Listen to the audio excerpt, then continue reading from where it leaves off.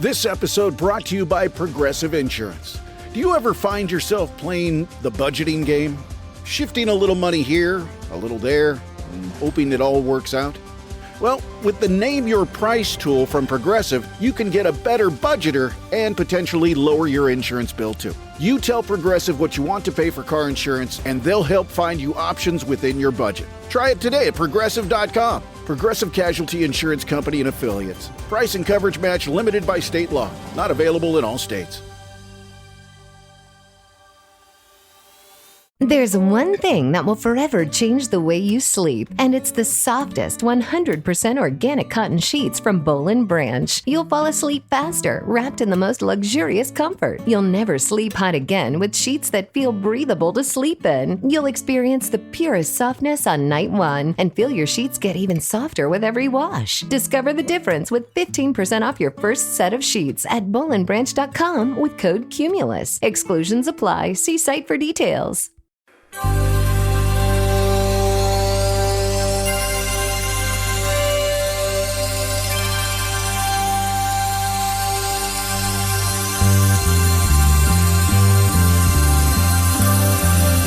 It's the Bob and Tom Show.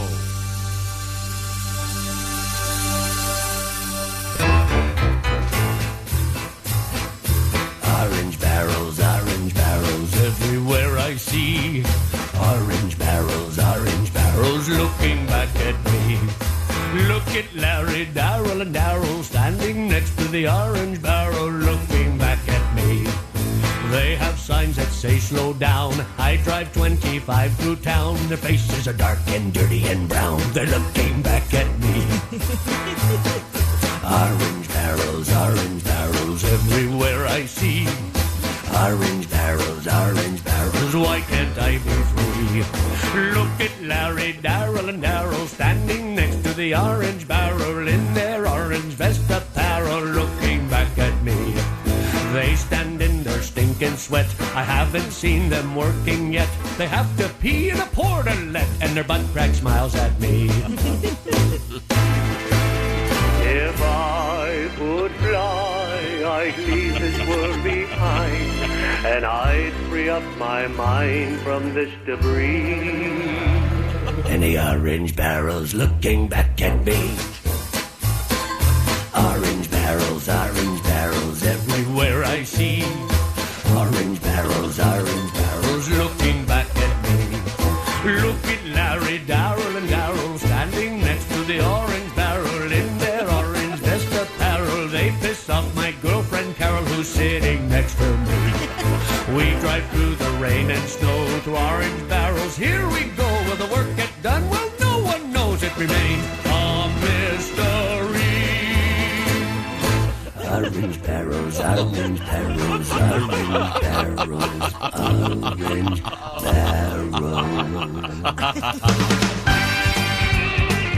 Orange barrels? I haven't seen any of those this summer. You would have left your house then. They're storing them all near my place.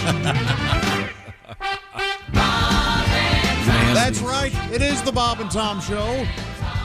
There's Christy Lee at the news desk. Hi. Pat Godwin in the performance room. Hey, Josh. Chef Oskay across the way. Hello. Ace Cosby over there. Hey. I'm Josh Arnold with the I Hate Steven Singer's sidekick chair, and my gosh, if it isn't, well, it is Tom Griswold. Well, hello. A little bit of Orange Barrels. Oh, that's a classic. And that's going out to Leroy in Myrtle Beach. Hey, Leroy. Apparently, bad Leroy in Myrtle Beach. Apparently, some Orange Barrels there, you see. Yeah, 'tis the season. They're everywhere. So watch out for those people working hard in the heat, getting the roads fixed. So I got a question, though. Why, when you aren't going to work on a road for, 4 to 7 months, do you put up the orange barrels and close an entrance to a highway? Because they don't have a place to store them. When they don't. Yeah. Oh, I thought it was because it's funny. Oh, yeah, I love it. I love going 20 minutes out of my way to get home. That song in Hamilton, I want to be in the room where it happens.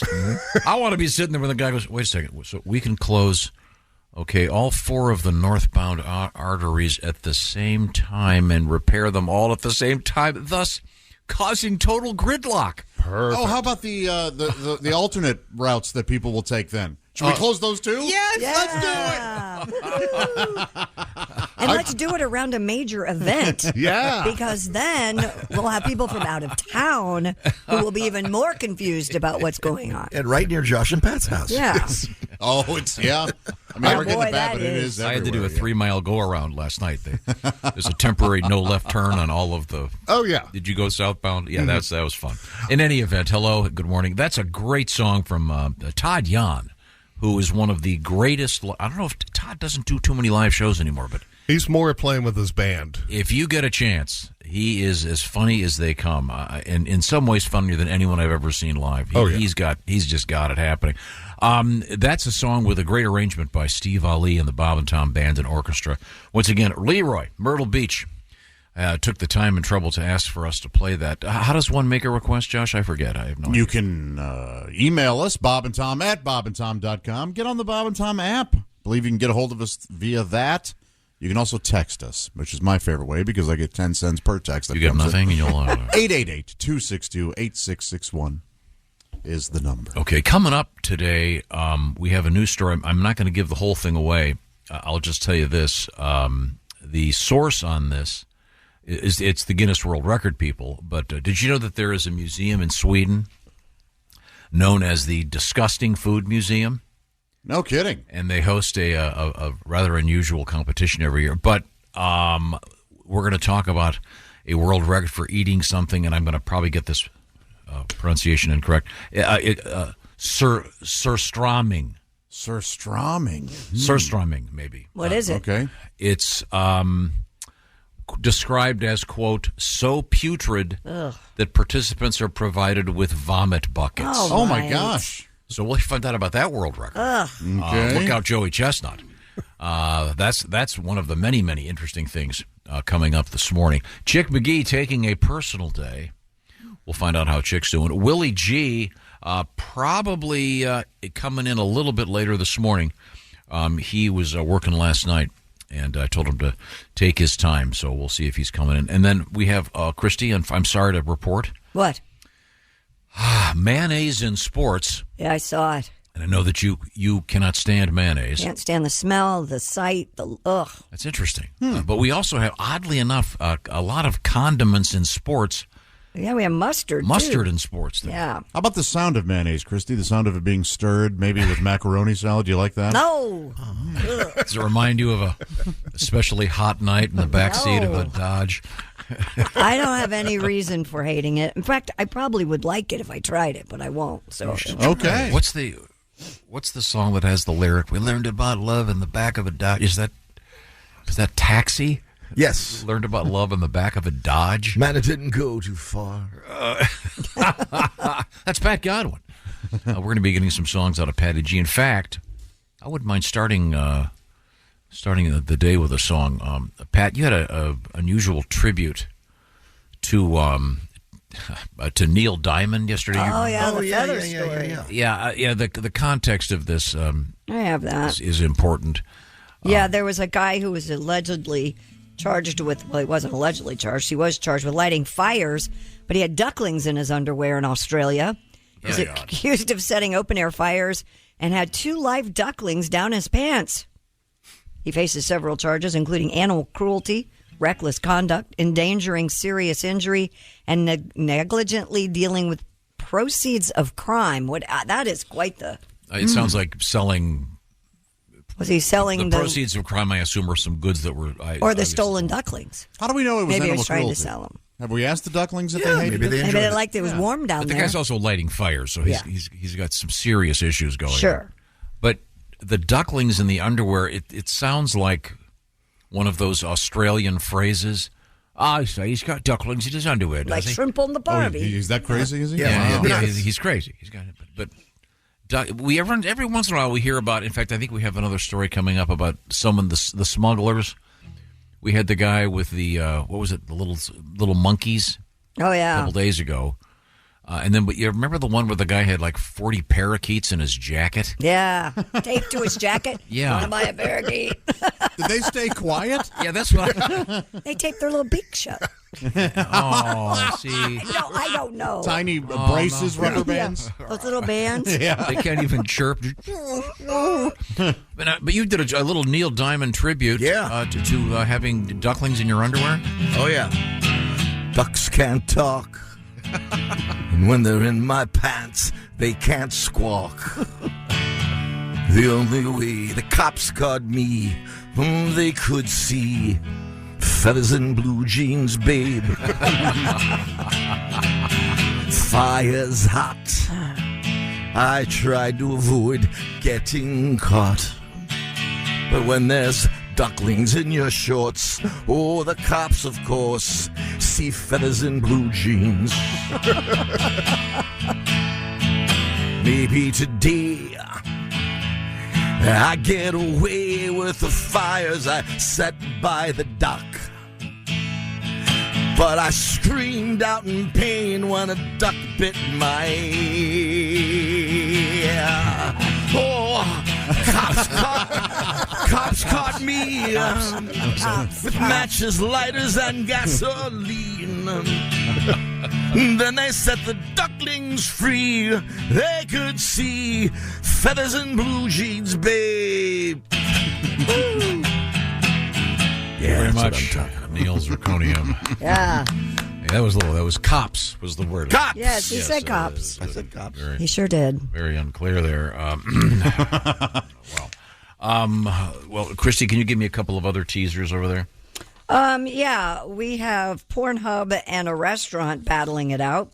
We have a woman in Colorado who's 84, wants to make 1,000 skydives in her lifetime, and she's over halfway there. Whoa. Yeah. Don't say anything about flapping. We have an 86-year-old man in Maine who has been using his dead brother's identity for 50 years. He finally was caught. Oscar Mayer has a hot dog straw coming out. Boy, there's a lot going on. Fry Festival 2 tickets are on sale for those of you who didn't lose enough money. Mine. Yeah, you Fry did, Festival Jeff. 1. Jeff and Arago. Oh, yeah. Me and Pat. Unbelievable. What was the Festival. story on the first one? Well, the Billy McFarland, the guy who put the Fire Festival together, had this place in the Bahamas, but he had no infrastructure, and he got all of these famous people to promote it and say it was going to be the event of the year, and it was going to be this glamorous, wonderful concert, and of course... And they were paying thousands of dollars. Thousands and thousands of dollars, which... They got there and... There were tents, there was no food, there was no water, there was no bands. No bands. But he's bringing it back. He went to prison, and now he's out and bringing it back. Okay, good. We'll certainly look forward to that. Also, we have some, like I said, of all things, where does the world of sports meet condiments? We're going to find out with some interesting mayonnaise and mustard news. Now, I look over here, and I see that it's time to say hello to Steven Singer. Oh, Steven Singer. Steven's got something going on. We just heard from Neil Diamond, Yes. or Neil Zirconia. Free diamonds? What am I talking about? Well, Steven Singer is giving away kind of what this is all about is real diamonds, actually. Steven wants you to buy some real diamonds. I'm talking about what does he refer to them as natural earth-born diamonds, as opposed to these lab-grown diamonds. So Steven says, okay, we'll give you one of those. Just buy one of the real ones because he really likes natural earth-born diamonds. Those are the ones that retain their value. At Steven Singer Jewelers, especially if you were to buy a ring and then a year from now you want that diamond ring upgraded, you're going to get your full value. Steven is famous for that. Steven Singer Jewelers is also famous for that free shipping that goes out the day they get the order. If you get an order in today before 2 o'clock, it's probably going to be in the mail today. So find out all the details by going to IHateStevenSinger.com and find out about these lab-grown diamonds. The Franken diamond, if you will. He's not a fan, so he'll be happy to give you one if you buy a real one. The details are all posted at IHateStevenSinger.com. Natural earth-born diamonds are what he specializes in, not to mention this is the season, the back-to-school season. How about a back-to-school bracelet for that person taking everybody to school and getting up early and making breakfast, taking the dogs out? You know what I'm talking about. IHateStevenSinger.com. Tell them the Bob and Tom Show sent you. IHateStevenSinger.com. Also, coming up, we're going to have another review of Sex and Music. What kind of music do you like in the bedroom, and do you wear headphones while listening to it? This is the Bob and Tom Show. This episode is brought to you by Progressive Insurance. Fiscally responsible, financial geniuses, monetary magicians. These are things people say about drivers who switch their car insurance to Progressive and save hundreds. Because Progressive offers discounts for paying in full, owning a home, and more. Plus, you can count on their great customer service to help you when you need it, so your dollar goes a long way. Visit Progressive.com to see if you could save on car insurance. Progressive Casualty Insurance Company and Affiliates. Potential savings will vary. Not available in all states or situations.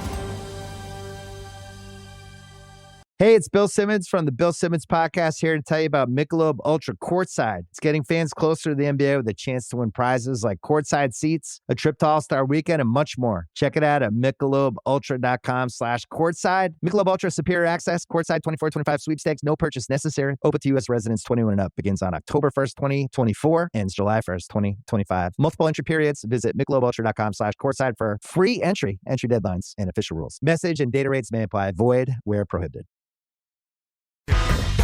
Hey, it's the Bob and Tom Show. Christy Lee at the news desk. Hello. Pat Godwin in the musical performance room. Hey, Josh. There's Jeff Oskay across the way. Hello. Ace Cosby there. Howdy. I'm Josh Arnold at the I Hate Steven Singer sidekick chair. And there's Tom. Well, thank you very much.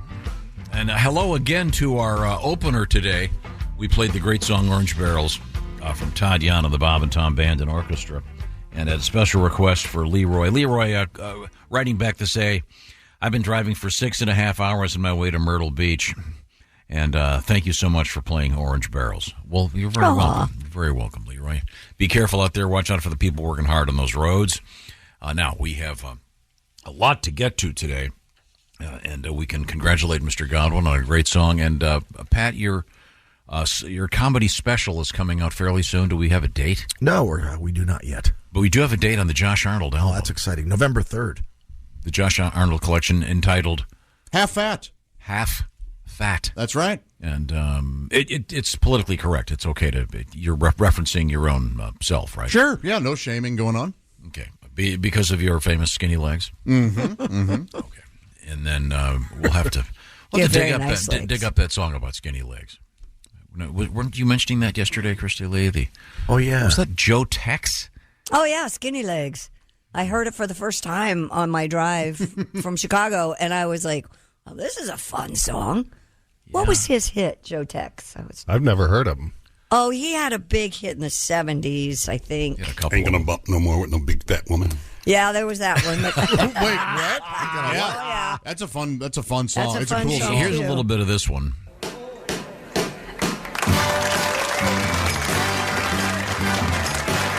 Nice horn section. Oh, yeah.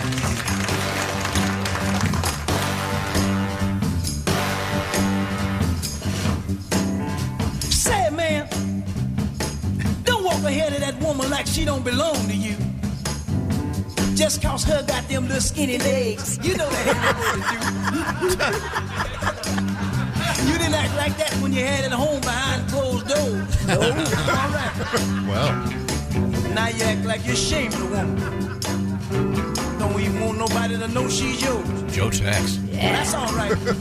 You just walk on, baby. Here it goes. And don't you worry about a doggone thing at all. Because there's some man somewhere who'll take you, baby. Skinny legs and all. There you go. Skinny Legs and all. Now, I Gotcha is the song that I remember from Joe Tex back in the day. Is that I Gotcha? Yeah. Never gonna get. Oh, yeah, that was it. Yeah, that's this one, I think. I got you. Yes. You thought I didn't see you now, didn't you? That one, yeah. You try to sneak by me now, didn't you? This one's kind of. Whoa. Now give me what you promised me. Get it here.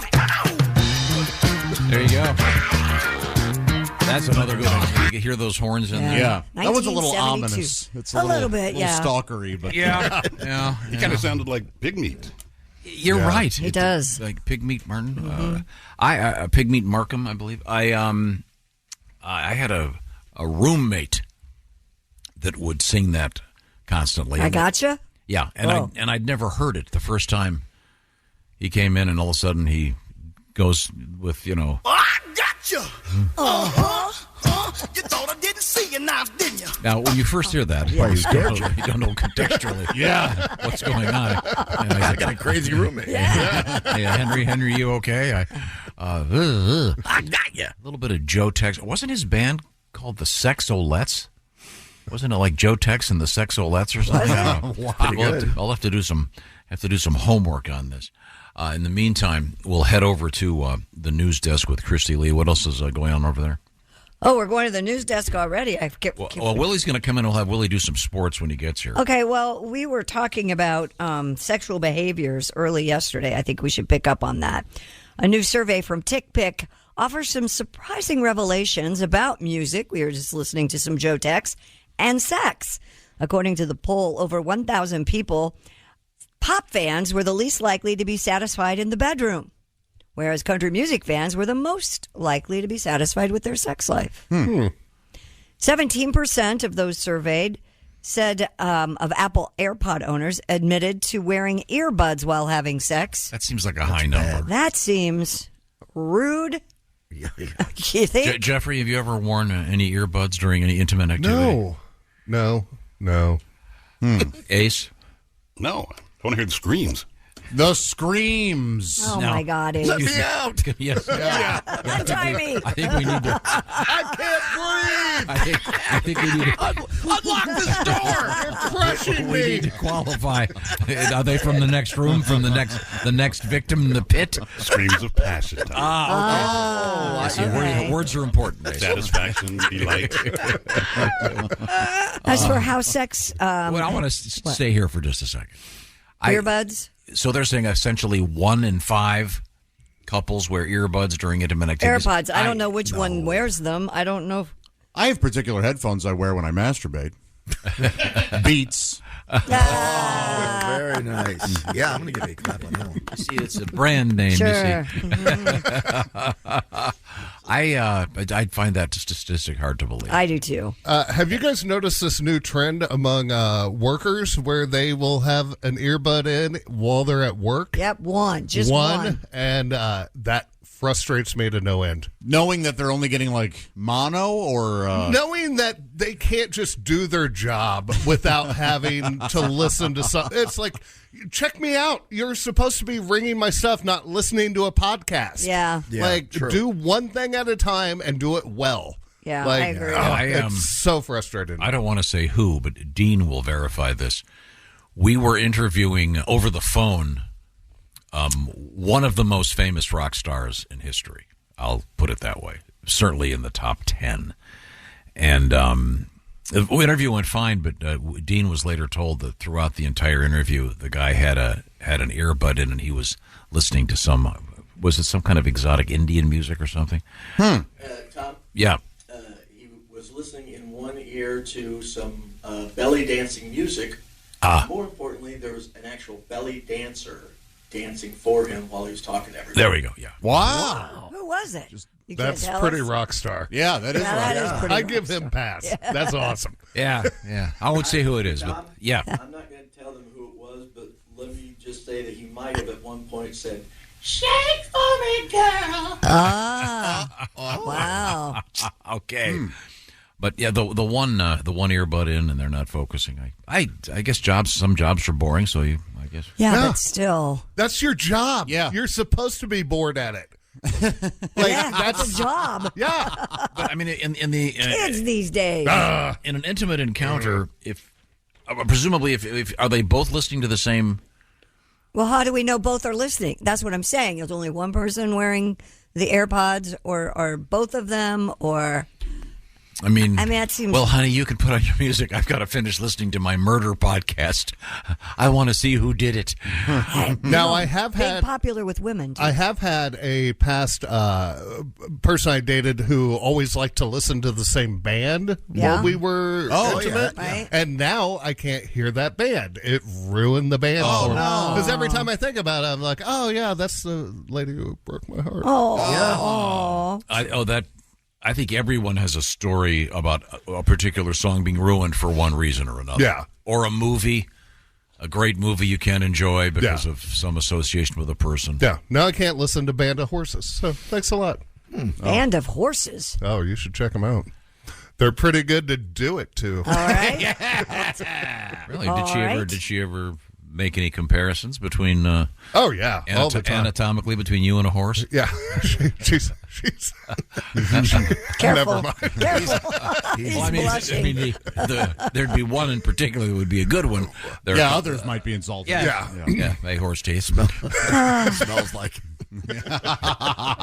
We asked our survey of 1,000 people. Well, we didn't, but TickPick did. How what are you saying there? TickPick. Tick. I'm sorry, it's coming weird. Like the first time she said, I was like, I must have heard it wrong, and then TickPick. You heard D-pick? No, I heard TIT. Oh. Oh, sorry. Oh, that'd be an interesting. Yeah, I'd look at that website. I assume that's probably got to be out probably, there. Tom, I want you to text your beloved right now. Send me a. See what kind of response you get. Yeah. All of a sudden, we hear your car explode. Yeah. No, we hear. Well, he's living in it. We hear a locksmith drilling out the locks. As for how music related to sexual positions, Yes. 40% of hip hop fans like what style? Oh, doggy for sure. Yes. And that's an easy one. They want to see it clap. Yeah, they do. They do. Yeah, or they want to smack, if you know what I mean. Sure. Well, of course. We know what you mean smack. Tom is like, what are you talking about? You don't listen to a lot of hip hop, but that's a lot of the songs are very ass-centric. Yes. Yeah. Very. Don't care for it. Yeah. The hip hop or the ass-centric part? The hip hop. Oh. 33% of pop fans prefer missionary. Oh, isn't that sweet? Okay.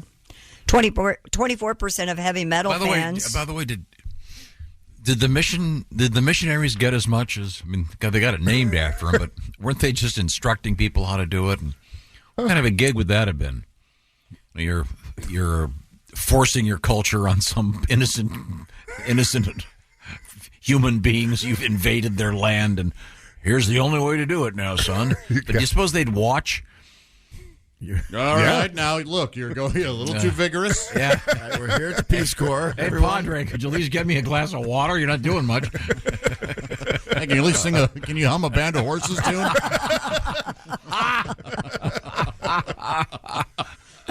Sex positions. 24% of those who listen to heavy metal opt for Reverse cowgirl. regular cowgirl. Oh. 8.3% reverse cowgirl. Okay. 8% of folk music fans spoon when they have Just stay at sex. home and masturbate.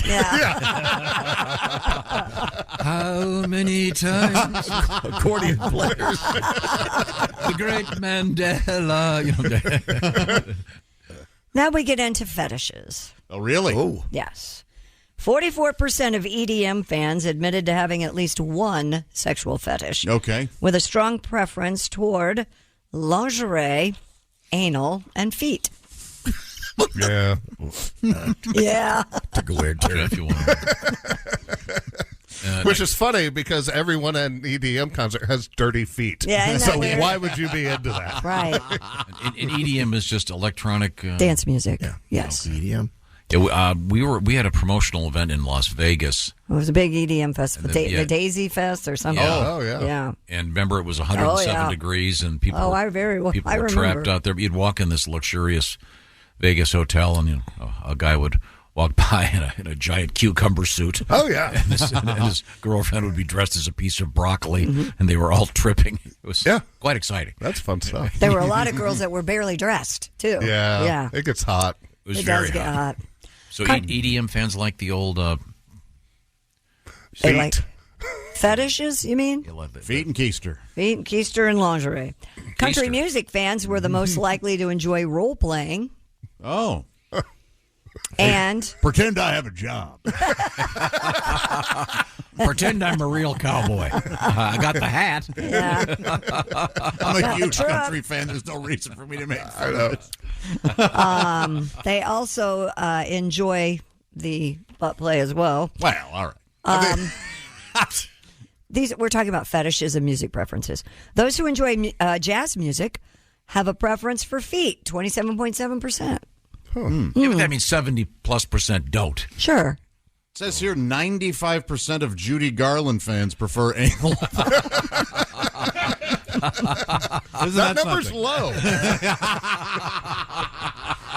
Looks like classic rock fans were the least interested in fetishes. Oh, okay, yeah. Probably because they're old. Like, I mean, not You're right. but you're seriously, right. as you get older, like, doesn't that kind of pass some of that stuff? think Like, so. you're like, I don't know. I'm bored with I think this. once you get an imprint, isn't it pretty much there forever? Really? I don't know. I don't know. Have your taste de-fetishize yourself? I'm not sure. Have your taste changed? Oh yeah, But you're not old.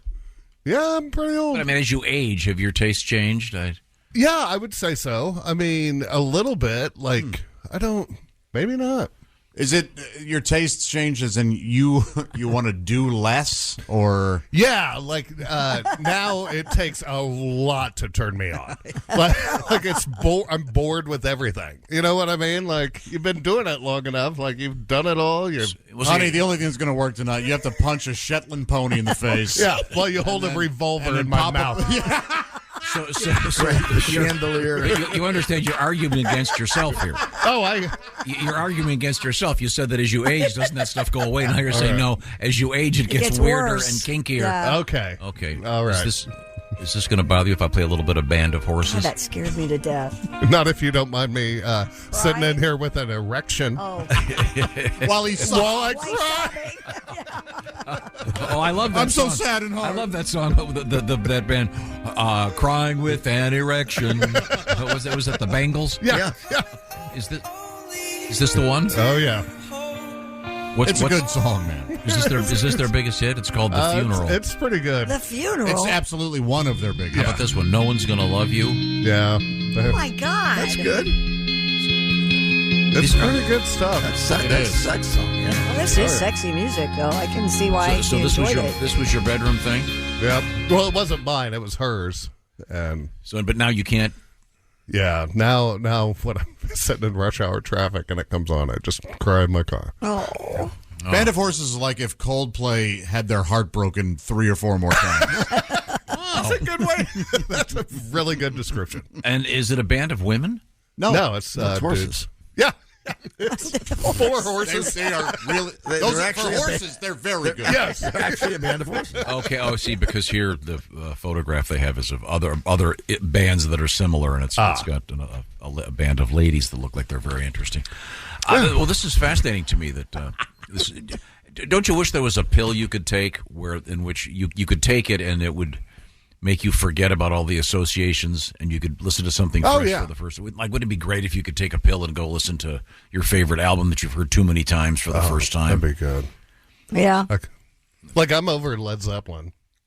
Like, I've heard it too many times. I'm still not. Like, I would like to hear it again for the first time. Robert Plant can still belt it out.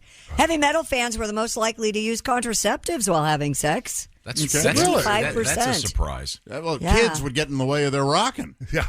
Who do you think is the least the music genre that would use the contraceptives the least? I don't know. Juggalos.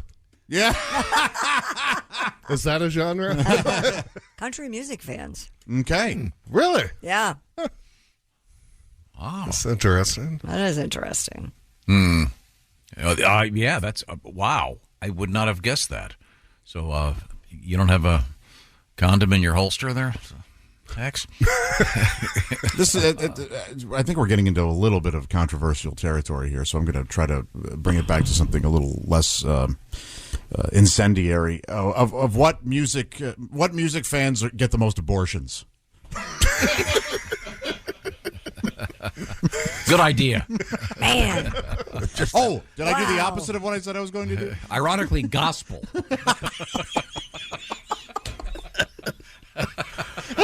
Oh, happy day. I'm sorry. Jeff is choking on his drink.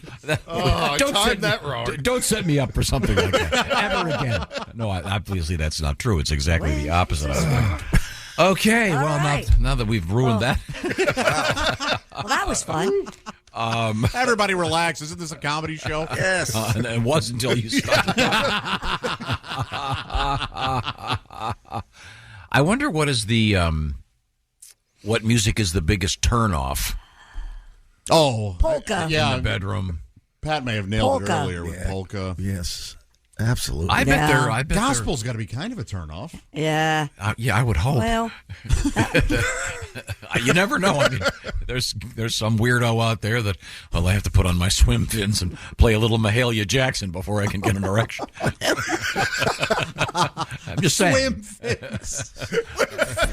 Can you imagine if we got a letter from a guy? How did you know? I thought it was a secret. Hey, it's hot out there in many places, and fall is coming, but it's not here yet. So I know you want to save every moment you have of summertime. Excuse me. We're going to be talking about that in a few minutes. Right now, I want to remind you that Josh, this summertime, has been doing all kinds of work in his house. And Josh, tell me more. What's happening over there? Well, Angie is happening at my house. That's right. Angie's made it easier than ever to connect with skilled professionals to get all your home projects done well, whether they be those pesky, everyday maintenance projects or needed repairs, or great projects like making those dream ideas you have into realities. It can be hard just to know where to start unless you know about Angie. Go ahead, Angie that. Find a skilled local pro who will deliver the quality and expertise you need. Angie has over 20 years of home service experience. They've combined it with new tools like that great Angie app to simplify the whole process. Bring them your project online or via that app. Answer a few questions. Angie can handle the rest from start to finish or help you compare quotes from multiple pros and connect instantly. Christy, you and I were just talking a little bit about how you might like to get a garage attachment. Yep. Well, Angie that, my friend. Yes. That means you can take care of just about any home project in only a few taps, because when it comes to getting the most out of your home, you can do this when you Angie that. Download the free Angie mobile app today or visit their website, ANGI.com. That's Angie.com. Thank you very much, Josh. We have more on music and sex. And by the way, I want a closed circuit to Doug. No, the earbuds, the earbuds, Doug, stay in the ears. Just want to clarify. Otherwise, you're going to have a trip to the ER. And I can hear it in there, Doc. Get me the tongs. This is the Bob and Tom Show. Become a Bob and Tom VIP and get your Bob and Tom fix 24/7. Get all the info in the VIP area at bobandtom.com. This is the Bob and Tom Show. A few minutes. Hey, welcome back to the Bob and Tom Show. Christy Lee at the news desk. Hello. Pat Godwin in the performance room. Hey, Josh. Across the way, there's Jeff Oskay. That's right. Ace Cosby over there. Hey. In spite of protest, I, Josh Arnold, am still here. That's right. Mostly protests from my fellow co-workers. None of you listeners. You all are fine with me. It's the people I work with that hate me. There's Tom. I don't hate you. That's a strong term. We were reviewing a interesting survey about the connection between music and certain sexual behaviors based on a survey. Are you through? Not yet. One more minute. We found out, among other things, country music fans are the most satisfied with their sex lives. All right. And they do the most role-playing. Uh-huh. That's crazy. And they're least likely to use contraception. Now, Christy, I don't want to get too deep into your personal life, but have you ever had an encounter of an intimate nature in which the gentleman had a hat on that stayed on? No. Okay. She knocked it off halfway through. No. With her foot. Why would you leave your hat on? I'm just asking because I'm wondering if that's what they mean by role-playing for country music fans. I don't know. Right. I always envisioned that great Rodney Carrington cover, the album. Ever seen that one? Rodney's got a cowboy hat on and nothing else, and he's standing next to the chainsaw. Oh, yeah. So funny. Oh, yeah. So perfect. I've left my hat on before. Oh, yeah? Like a baseball cap? Yeah. Do you put it on backwards? If you have I've to done do that any, too, yeah. I mean, do you have to, if you have to, Oh, jeez. The bill would get in the way. And by the way, Pat, I mean the bill of the hat. No, it wouldn't. The bill of the hat, not the fee he's paying the woman. I was going to say, did Ace have a group? Wouldn't that be funny? Business is light. You put out a group on. Do they do that at the Nevada brothels? I bet they do. Maybe. Do they have like a two for Tuesday? It wouldn't be a Taco Tuesday, would it? It might be. They have to have good gift cards. Oh, yeah. Maybe they do have gift cards. Oh. Hey, I want to buy my buddy an experience. Yeah. Oh, that's weird. Have a beach on me. Again, would that be weird if a guy gave you a Yeah. Jeff, you're going through a dry spell. Here you go. You know what? I'd take it. I'll take it. Yeah. This 17% of Apple iPod owners admit they wear their earbuds during intimate activity. That seems a little high to me. I could see if you had it in when it started and you didn't realize it was still in type thing because you were so into it. If there was like nothing playing, but... You know what's weirder to me than people wearing their earbuds during sex is people who don't wear anything while they're mowing their lawn. Like, you're just listening to the lawnmower? Oh, that's what I do. For a second, I thought you meant naked. I thought you meant nude. As if we wouldn't think that was odd. What's weird for me are people not wearing anything when mowing their lawn. Wait a minute. No kidding. That's not what I was talking about at all, but you guys don't mow naked? No. Well, you're not living. Can't ruin his shoes. So you're saying you don't enjoy the sound of the lawnmower? Who does? I don't mind it. I don't listen to anything, and I get into some crazy arguments in my head. Do you really? Like, it takes me like 2.5 hours to mow my lawn, and you have a big yard. Yeah, so I get into arguments with people that never happened. I have very passionate like. Are you on a tractor? I hope. Yeah, I'm on a tractor. Okay. Man, listen to something. Not your crazy brain. Turn that carnival off. You listen to the sounds of nature. You're listening to the sounds of your neighborhood. Yeah. Well, no. On a lawnmower, you're listening to this. Yeah. Well, I have an electric mower. It's not very loud. Yeah, I mean, as do I, but I still have to have music. Do they make a sound at all, the electric? Yeah, oh, sure. Yeah, there's like a mild hum. Yeah, but it's nothing like. Oh, I like a mild hum. Do you have your headphones on during a mild hum? I'll take them off for that. Let's finish this story. Baby, I can only get an erection if I'm listening to Wait, Don't Tell Me on NPR. Yeah, there have to be people that would each have their headphones on, or whatever you call them, earbuds, but they'd be listening to different things. I would think it would throw the rhythm off. I would think that it would. Why aren't you in the moment? I'm not saying me. I'm just saying I bet there are people that, he doesn't like hip-hop. She likes it. He likes, I don't know. Well, that leads us to this. Nearly Debussy and whatever the hell. 80% of people with similar musical tastes to their partner were satisfied with their sex life, compared to just 43.6% of those with different music tastes. So if you're into classical and he's into hip-hop, you're going to have a little bit of a problem, apparently. Those with similar music tastes had sex on average 8 times per month, while diverging musical interests corresponded with just 6 times each You scoffed month. at 8 times per month. Is that low or high? Oh, that seems very high. That seems about 7 times too high. I don't know. Seems like a lot. That's like twice a week, right? Yeah. And again, this says that country music fans least likely to use protection. Yeah. Well, I wonder what the correlation is. Yeah, I don't know. I know, when Christy, you're I banging know. on a bass boat. Off the air. Most likely Liza Christy Minnelli said, well, those white trash idiots, of course, don't use country song. Yeah, and I was exactly shocked. what I said. I was shocked that you said that. God. I almost took a picture of my moist towelette from dinner last night. I'm glad you said I did not towelette. know where you're going with that. You better back up and explain that. Moist towelette is not a because cute way to refer to your mommy parts. You were making fun of me because I said the last time I had a moist towelette was when I had catfish, and that's where we get to the white trash thing. And there at dinner last night, we had moist towelettes handed to us at the table. Catfish is not a white trash. I know, but you guys made me think that. Why are you using towelettes with catfish? Are you eating it with a fork? Yeah, I am. So why do you need a towelette? Well, actually, we had chicken wings, but that's why we had them. Oh, okay. Yeah. That makes more sense. Yeah. Well, we'll moisten up and towelette everybody when we come back. Coming up, by the way, I don't know if you remember this.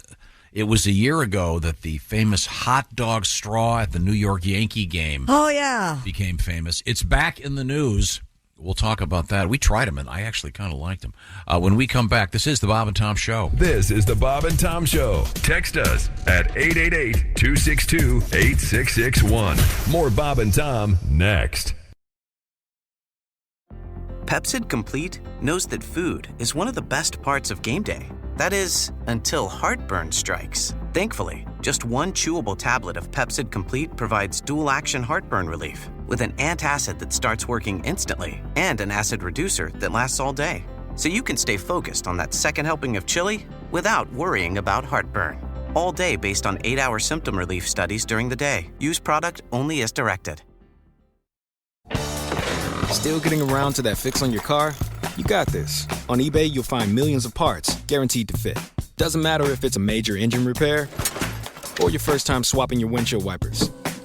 eBay has that part you need, ready to click perfectly into place for changes big and small. Loud or quiet, find all the parts you need at prices you'll love. Guaranteed to fit every time. But you already know that. eBay. Things, people, love. Eligible items only. Exclusions apply. His band. It's the Bob and Tom Show. There's Christy Lee at the news desk. Hey, Josh. Pat Godwin in the performance room. Hey, Joshy. Jeff Oskay across the way. Yeah. There's Willie Griswold. Hey, man. There's Ace Cosby. Hey. I'm Josh Arnold with the IHateStevenSinger.com sidekick chair. There's Tom.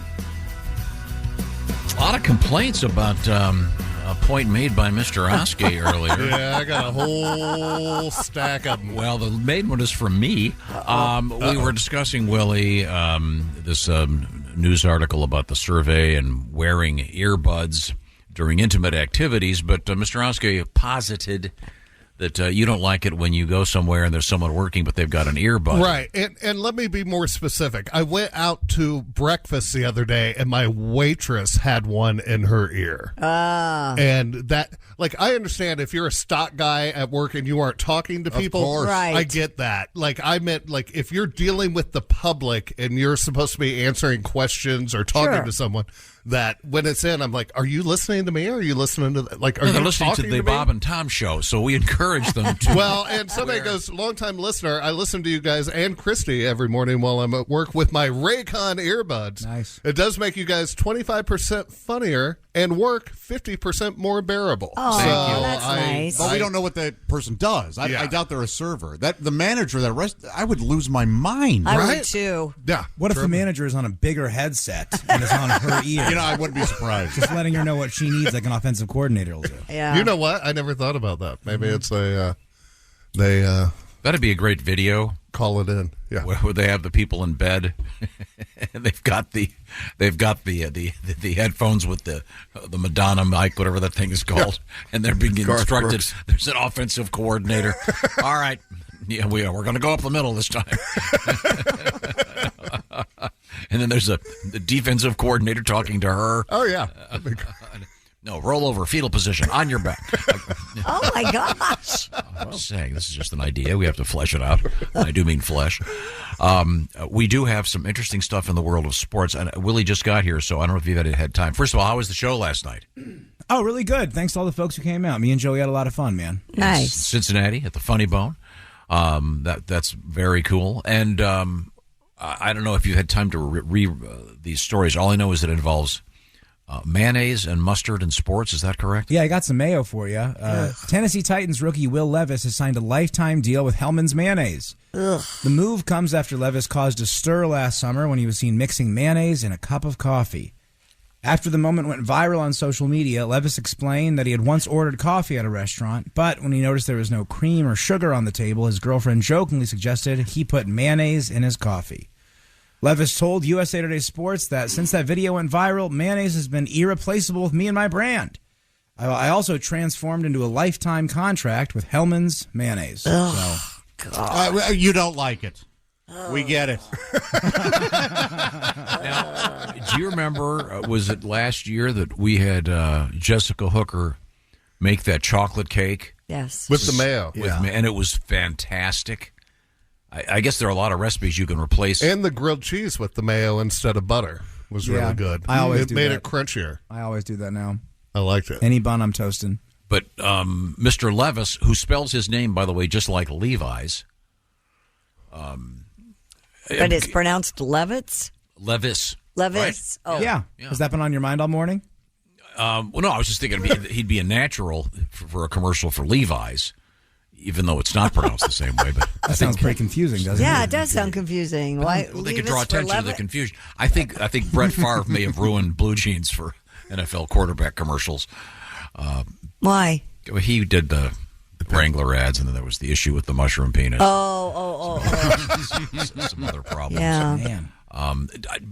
So it doesn't make clear in this article if this guy still Uses mayonnaise in his coffee. Oh. Or was that a one-time thing? Yeah. I don't know. People do that. Yeah, I guess it's a keto thing. Oh, really? Something along those lines, yeah. Oh, I was not aware of that. I've definitely heard of butter in coffee. butter. Good. Right. Bulletproof. But Hellman's mayonnaise. We'll look for Mr. Levis. You don't like mayonnaise either? No, I mean, like if you got a sponsorship, like that's the coolest thing in the world. Then they're like, "Who you sponsored by?" Mayonnaise. like you want like a Nike shoe contract, like something cool. Like you're not quite understanding how this works. They write you a large check. Oh, okay. I'll be sponsored by Mayo. And Hellman's has a cool slogan: "Bring out the Hellmans, bring out the best." Oh, yeah. Isn't that cool? Super cool. Coolest, man. All the kids on their T-shirts. Some guy in the Mayo marketing department just calling it, fellas, Ace Cosby gets it. Yeah. Now, Ace, if you were approached to sponsor a particular, what would the ideal product for you be? Pizza. Pizza? Oh, that'd Would be like good. to endorse somebody's pizza? There we go. Hell yeah. Jeffrey, if you, I do Porsche.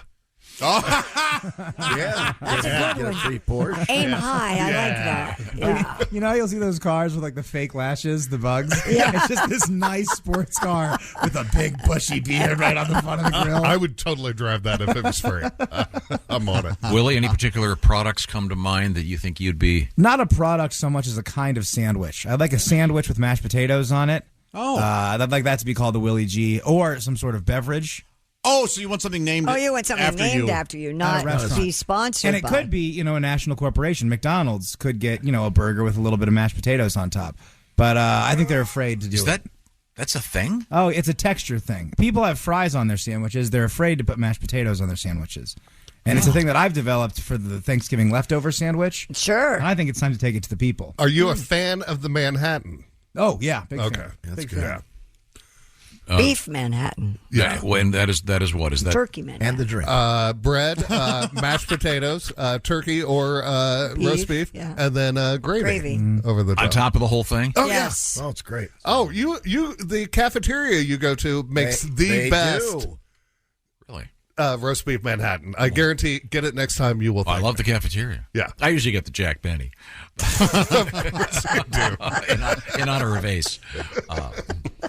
In honor of Ace. What is the Jack Benny? The Jack Benny was always the Jack Benny was famously very cheap.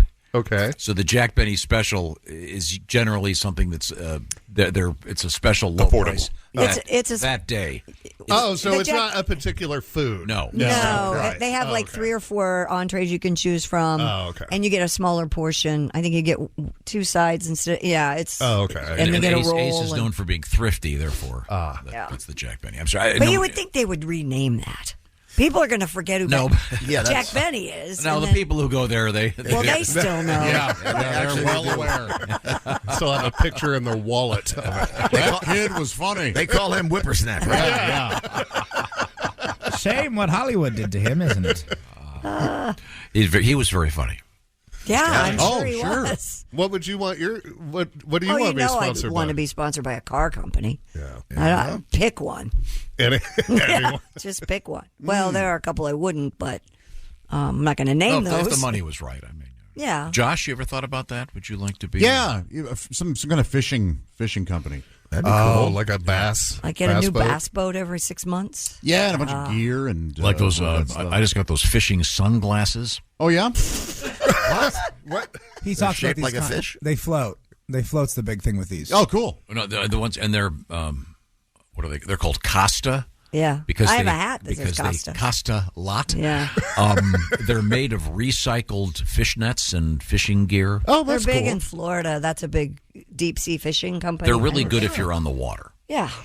But Nice. but that's kind of cool, kind of a recycling. Either that or the Dickies work shirt or Carhartt. Those two are my brands. Okay, all right. They're very nice. You very are nice. kind of branded, aren't you? Yeah, I'm very brand loyal. Yeah. Remember that song? I like what I like. What? Branded. Branded. It was a TV show. It's got to be from 1958. Yeah, I was a little kid. I remember that. But there was a version of it we sang that I can't sing in the air that was really, really awful. It was very unpleasant. Right now, I was mentioning how hot it is out there in many places, but the summer will be exiting soon. But this is a good time to spend as much time as you can doing fun stuff, especially when it comes to the world of food, and that's where HelloFresh comes in. They do the grocery shopping for you, and they measure everything out so it's all set. It's a kit. You put the food together. You're talking restaurant-quality food. HelloFresh has a brand-new code. The secret code will save you a ton of money. The code is numeral 50. It's 50BT-SHOW. So you go to HelloFresh.com/50BT-SHOW. What are we talking about here? Well, among other things, they've got their new quick and easy options. So quick breakfast, quick lunches, quick dinners, save a lot of time. And again, they've done the grocery shopping. We're talking about great fresh ingredients, and they've got the recipe cards for you. You put it together, and they've even done the measuring. It's about 25% cheaper than most delivery and even less expensive than grocery shopping. Willie, what are you working on over there? Y'all, check out the chicken sausage spaghetti bolognese with zucchini and Parmesan. HelloFresh sends you 8 ingredients. Put those together in 6 easy steps. In just over a half hour, you have this delicious, colorful pasta dish you made at home with help from HelloFresh. Try America's #1 meal kit today and get 50% off plus free shipping. I'll say it again, 50% off and free shipping. You got to use the code. It's 50BT-SHOW at HelloFresh.com/50BT-SHOW. Once again, 50BT-SHOW, HelloFresh.com/50BT-SHOW. Coming up, more condiments in sports. Also, the hot dog straw is returning. It's the anniversary of the famous hot dog straw at the New York Yankee game. We'll get to that, too. This is the Bob and Tom Show. Are your ulcerative colitis symptoms proving difficult to manage? Tremfya guselkumab can help you manage the cycle of UC symptoms. At 1 year, many patients taking Tremfya achieved clinical remission, and some patients also achieved endoscopic remission. Individual results may vary. Tremfya is a prescription medicine used to treat adults with moderately to severely active ulcerative colitis. Serious allergic reactions and increased risk of infections may occur. Before treatment, your doctor should check you for infections and TB. Tell your doctor if you have an infection, flu-like symptoms, or if you need a vaccine. Ask your doctor if Tremfya can help you manage the cycle of UC symptoms. Call 1-800-526-7736 to learn more, or visit tremfyaradio.com. This episode is brought to you by Indeed. When your computer breaks, you don't wait for it to magically start working again. You fix the problem. So why wait to hire the people your company desperately needs? Use Indeed's sponsored jobs to hire top talent fast. And even better, you only pay for results. There's no need to wait. Speed up your hiring with a $75 sponsored job credit at Indeed.com/podcast. Terms and conditions apply. Welcome back to the Bob and Tom Show. There's Christy Lee at the news desk. Hi, Josh. There's Pat Godwin in the music room. Hey, Josh. Willie Griswold over there. Good morning. Jeff Oskay over there. Hey! And my gosh, Ace Cosby right there. Howdy. I'm Josh Arnold, the IHateStevensinger.com sidekick chair, and there he is. Oh, Captain, our Captain, Tom Griswold. That's nice. Captain. That's very nice. We were discussing the musical selections one might have in the bedroom. And Ace, you don't like to have any music going on in those intimate moments in your bedroom? Usually TV's on. So the TV's on? Yeah. Oh, okay. And a hat? Sometimes. Is it turned up? No, turned Oh, down. okay. Do you have what do you have on, like American Ninja Warrior? No.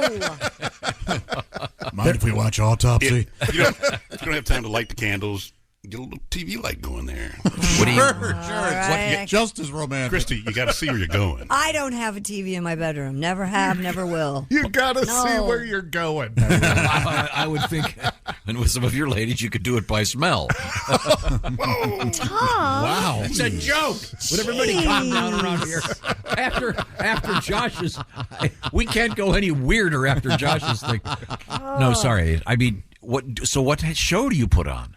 No, Just have the he TV puts on for quite a show. A little bit of light. Yeah, it's a show, all right. That's right. Yeah. I mean, that's not, Well, I was almost there when I looked up and I saw them evacuating Afghanistan with a little kid in his arms. Yeah, that's the only way I could complete. So it worked out well. Yeah. It could have been bad. Sometimes you pregame, you go in and you light some candles and set the mood. But sometimes you just want to get to it. Yeah. I mean, that's the whole Netflix and chill thing. Is the TV's still on, of course, and it turns into. Yeah, but again, the content of the program, I think, would be... Just turn it down and get it in. There's a lot of... Sometimes... Turn it down and get it in. I want that T-shirt. That's... yeah. Sometimes you'll be watching amateur stuff online on Pornhub or whatever, and you can quite clearly hear the TV in the background. And on one occasion, I heard an episode of Family Guy that I'm kind of partial to. Are you serious? So after I finished what I was doing, I went on to Netflix. I turned on Family Guy, and it's the episode where Peter tours the beer factory. It's great. It's a hilarious episode.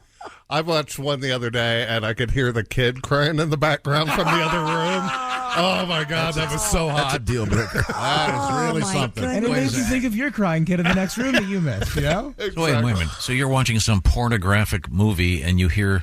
Yeah, I like so amateur that like it's shot on like a shaky cell phone. How does this work? I mean, who supplies these? They just the man or the lady puts it up online, and you. So these are just people that set up a tripod in their bedroom and pretty much. Phone. It's like you'll see like the dog run through the background. Are you serious? Oh yeah. You can hear the smoke alarm beeping every 15 minutes. You're like, change You're burning the fish sticks. So you enjoy... Yeah, I want it to be the cashier from the CVS and then the stock guy. Yeah, like I want to be able to run into these people. So is it just then? It's just one camera on a tripod. Typically? Usually, it's someone hand holding their phone and recording. They set their phone on a dresser. Or yeah. I have buddies who are the more amateur, the better. Yeah, I want a little bit of polish. I need to know they're professional. No, I want to know they were not paid. They're just doing it for the fun of it. Oh, okay. No. Yeah. Do they know it's out there, though? Yeah. Yeah, they upload it. Yeah. They put it up. They put it up. Yeah. Right. Yeah. Really? Yeah. And they make money, though. A lot of times they can have their own pages. Do they how do I word this? Do some of them go viral? Like it becomes a big... Yeah, popular? I mean, some of them have millions and millions of views, I would say. Yeah. Here, we all like the polished version. Everybody likes Nevermind. But the real Nirvana fans go listen to the demo tapes. Exactly. Right? That's where it gets real. That's where Kurt hadn't changed the lyrics yet. Well put. Wow, that's interesting. And where does one find these? Oh, my God. Pornhub. Amateur is one of the top categories, I bet. Dad, I'll send you a few porn links. Don't worry about those. I type in homemade, amateur, homemade. But I mean, so there's some guy holding his camera while... Yeah. Well, usually not of himself. Usually it's his point of view. Right. POV, I see. baby. Okay. So it's not like his buddies in there with... No, sometimes it can be. It depends on check this out. what you're into. Yes, you're right. No, most of the time it is not. I don't think. So, Willie, the visual move you just made. So, if the guy's filming his buddy, he then backs it up and does a quick does a little selfie. Yeah. This is your director. No, that's what doesn't happen. Is what we're saying. Okay. So, do they give these things titles then that are usually super basic, like just a description?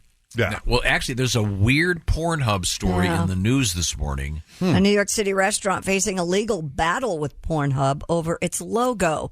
The New York Post reports that MindGeek, Pornhub's parent company, claims Daughter House white and yellow logo is too similar to Pornhub's logo. How do they spell the name of the restaurant? DONERHAUS. Oh, so okay. Has an umlaut thing it's over not, the so O. it's not Boner House. No, Daughter House. In a letter to the restaurant, MindGeek writes, the same general look and feel between the logos threatens to cause confusion and deceive the public about the company's distinct offerings and misappropriate the goodwill of the Pornhub trademarks. They're right in that the logo looks identical. Pretty much. Yeah. They're wrong in that somebody's going to confuse a German restaurant with Pornhub. Right.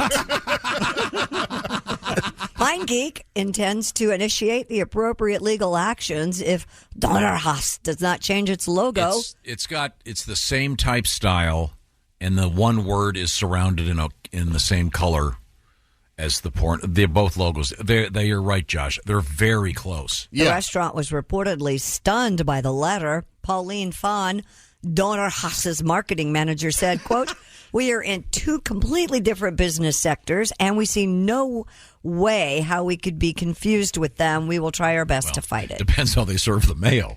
Yeah. If it's in one of those squirter bottles. Yeah. If some guy throws it on the small of your back, then it's very similar. Think about how many food items sound like porno.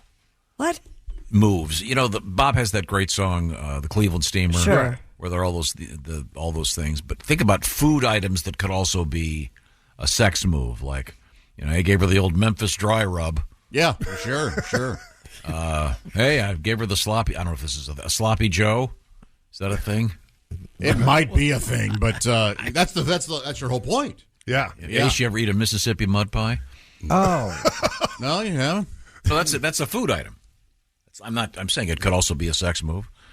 Willie, how about this? The Cincinnati three-way? What is going on right now? I don't know. What this is? I don't want to shower. How about a hot Montreal poutine? You ever had one of those? What is a muffaletta? Is a muffaletta someone who's barely legal? It's a sandwich that... what I like about the muffaletta is when a regular person orders a muffaletta, you order a quarter muffaletta. The whole muffaletta is so big, it's not intended for one person. Oh, really? Yeah, it's got like an olive tapenade. It's got a bunch of different meat on I've there. never heard of one before. Oh, it's delicious. I laugh every time I see it on the menu. Oh, every time. Muffaletta? Yeah. What is? So They're good. What's in it? Sandwich, right? It's got bread on the bottom, meats, some sort of olive spread, like a tapenade or something, and then bread. But it's huge. It's like the size of a cake. They're good. Yeah, but it does sound like a sex move. I mean, I'm just saying. Yeah. I could see how this restaurant could be confused with Pornhub. Well, the logos do look very, very similar, but I don't... They may get confused online if you see Yeah. a banner But the for fact the that it's called the restaurant. Donner House or whatever, Right. if it were like Five Guys, then it sounds like a gay Pornhub. Is there a gay version of Pornhub? If there's Pornhub. not, then you just go to Pornhub and hit gay. Yeah. You can click on that category. I must do that accidentally every time. I know if the FBI ever find my phone, they're going to. I always Recommended for you. These clumsy fingers. Oh boy! Well, I guess I'm stuck watching. I think I've got. Get back to the straight world. Now, once again, the controversy is that this restaurant's logo looks very similar. Again, it's the same. What do you call it? Type style, Yeah. whatever font. Yeah, and then it's got And the then it's yellow got- box. It's got the box around the one, so it is exactly the same. It's clearly a knockoff of Pornhub. But Josh, I've got one for you that would incorporate food and something you like. You could take this; it's free. I'm going to hand you this idea. Okay, I appreciate this gift. Only flans. So silly. Just pictures of flan that people. We have to start that. naked people with flan. With a Mexican custard. I'm sure you pronounce it flan, but it's much funnier if you pronounce it only flans. What's a flan? A custard A dessert. custard Caramel, with yeah, like- it's delicious. Kind of like a creme brulee. Crispy top. Yeah. Oh, I like that. That's where they take the torch and they Yes.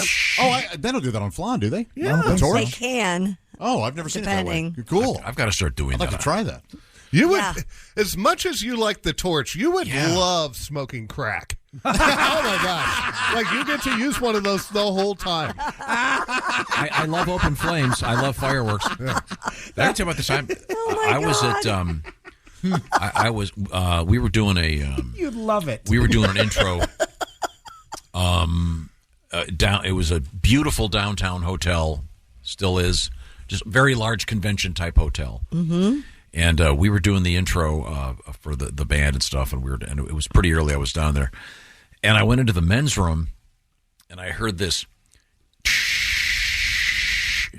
coming from one of the stalls, and I could see the guy's feet facing the wrong way. You know what I'm saying? Yeah. So whoever it was wasn't sitting down on the toilet. Right. Sure. And then I was just peeing or whatever, and then the door opened, and a guy that was about, I don't know, 6'6", 350, wearing a floor-length leather jacket, was holding one of those Burnsomatic torches in his hand. Yeah. I mean, the full-size one, like the size of a fire extinguisher. Not even trying to hide it. Yeah, and then I'm thinking, what's he going to do with that thing? Because, I mean, the tip of it's obviously hotter than hell. So he just walks over, cools the tip in the sink, and just sticks it in his chest pocket and walks out. So there you go. Nice hotel, though. Yeah, it's the same hotel. like It's the same hotel. We're on a different day. I wish Chick were here to verify this story. On a different day, it's the hotel that has those glass elevators. Oh yeah. Yeah. Where you get in, you can see the interior of the hotel. And I got in with what's the name of the band where the guys always wore the Run DMC. Run DMC, the Dookie Rope guys. You've heard the story? Yeah. No, I just know. It was three guys dressed like rabbis with big gold chains on. He looked scared, so I figured it was a rap group. But yeah, the guy apparently, obviously, I assume was some kind of crack. Yeah, I would assume, or he's doing foilies of meth or foilies. Yeah, it's freebasing. But I mean, do you have to carry around the full size torch? Well, no, that's why they have the tiny ones. Tiny ones, yeah. I'm not making. This guy was carrying a torch. No, Are I believe you. Tired of carrying around a big torch all day just to do crack? Come to Tony's Tiny Torches. Tony's still open? Yeah. Yeah, they're still, they made it past COVID. He made it through COVID. This guy was terrifying. Right out of Central Casting. Yeah, I would stay away from people like that. And again, it was right in the main bathroom of this beautiful hotel. Okay. Yeah. So anyway, this restaurant's Maybe he was making creme brulee. You don't know. Yes. You could have been trying a new recipe in there. in the toilet. Did I mention he was in the stall facing the wrong way? Did I mention that? Yeah. You want to I try got my the creme benefit of the brulee? doubt. Creme brulee is very good. It's not. You wouldn't like it. Yeah, they were doing that on the Bear, where they take the torch and Sure. That's so cool. You You're should, right, though. next time you do burgers, just put the cheese right on top, melt it on there with a torch. Yeah. A lot of fun. Oh my God! Why did you tell him that? It's great. I've got a torch. I use it mainly for drug stuff, but yeah, you can also use it. That is better. Because I've been putting the cheese on the patty and then flipping it over so that the cheese is on the grill, and it gets real messy. Does it? Yeah. Falls through. That's better. Josh lives his life like one of those guys in those as seen on TV commercials. Yeah. Where you're like, who has these problems? It's Josh. I'm a fumbling idiot. Is there a product that can make me less of a moron? I have two questions. Does anyone make a round burger size pre-sliced cheese?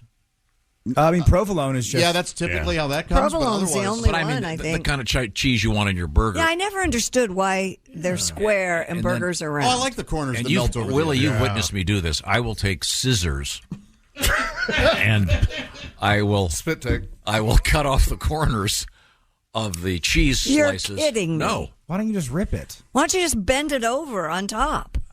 Yeah, why don't you just? You may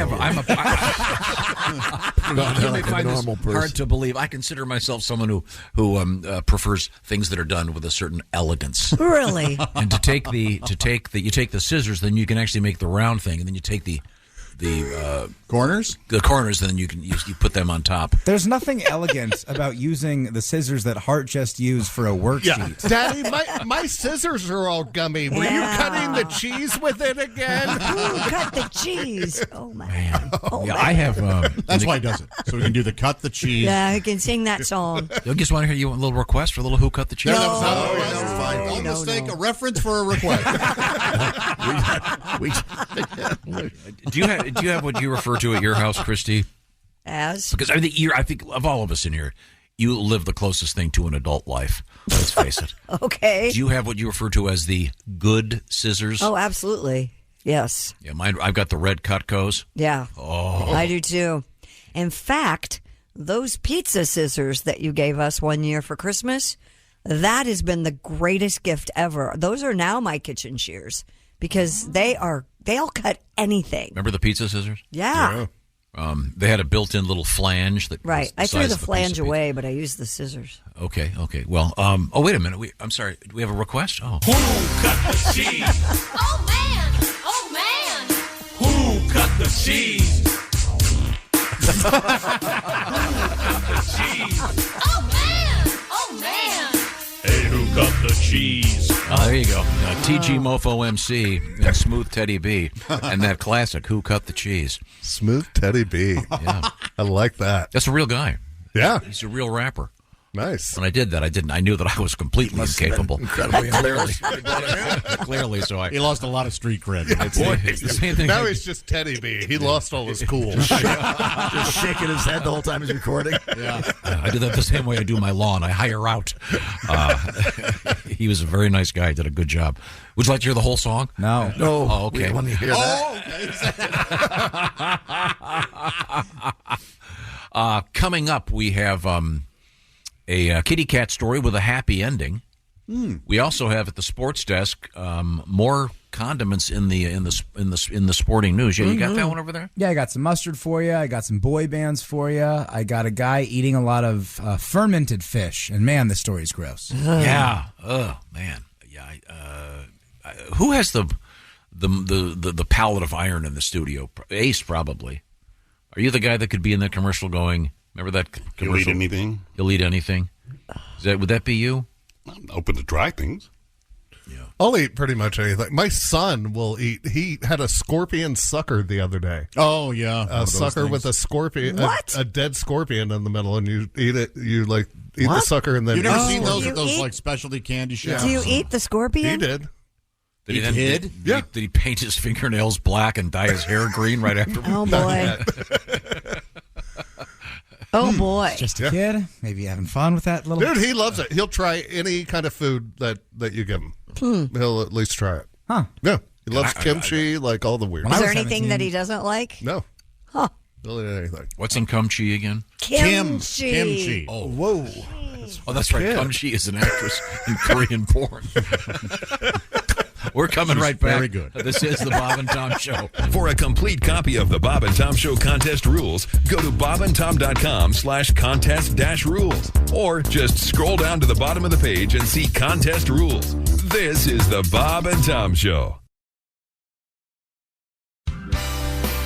Welcome back to the Bob and Tom Show. There's Christy Lee at the news desk. Hello. Pat Godwin in the musical performance laboratory. Hey, Josh. Willie Griswold over there. Hey, man. Jeff Oskay across the way. That's right. There's Ace Cosby. Howdy. I'm Josh Arnold at the IHateStevensinger.com sidekick chair, and there's Tommy. Thank you very much. Now, we've been dipping our toes into the world of sports. Willie G sitting in for the Chickster today. We already had, what was it, mayonnaise in sports. Yep. And now we have mustard in sports. Yeah, Atlanta Falcons running back Bijan Robinson is leaning into his Bijan Mustardson alter ego with a new mustard commercial. According to USA Today's For the Win, Robinson has launched the brand that promises a Texan twist on Dijon mustard, and he stirs in a new promotion for the condiment. The ad he shared on Twitter shows a quarterback throwing a hot dog that Robinson catches inside a hot dog bun while he sits in a recliner on the field. The rookie then applies Bijan Mustardson mustard onto the hot dog before smiling on the camera and declaring touchdown. It's really silly. I watched it. But he goes by Bijan Mustardson? That's his joke. Yeah, it's because his name is Bijan. Yeah. Bijan. And, of course, there's the famous Dijon mustard. Sure. So he's been getting called, instead of Robinson, Mustardson for a long time. It's funny. Did you see John Mayer is coming out with his own line of mustard called Great Pooped On? And it's very... Poor guy. You have to wonder, where does this stuff come from? I think it came from the women he crapped on. Literally and emotionally. I like the update on that one. Nice. Wow. Bijan. It's a so sweet name.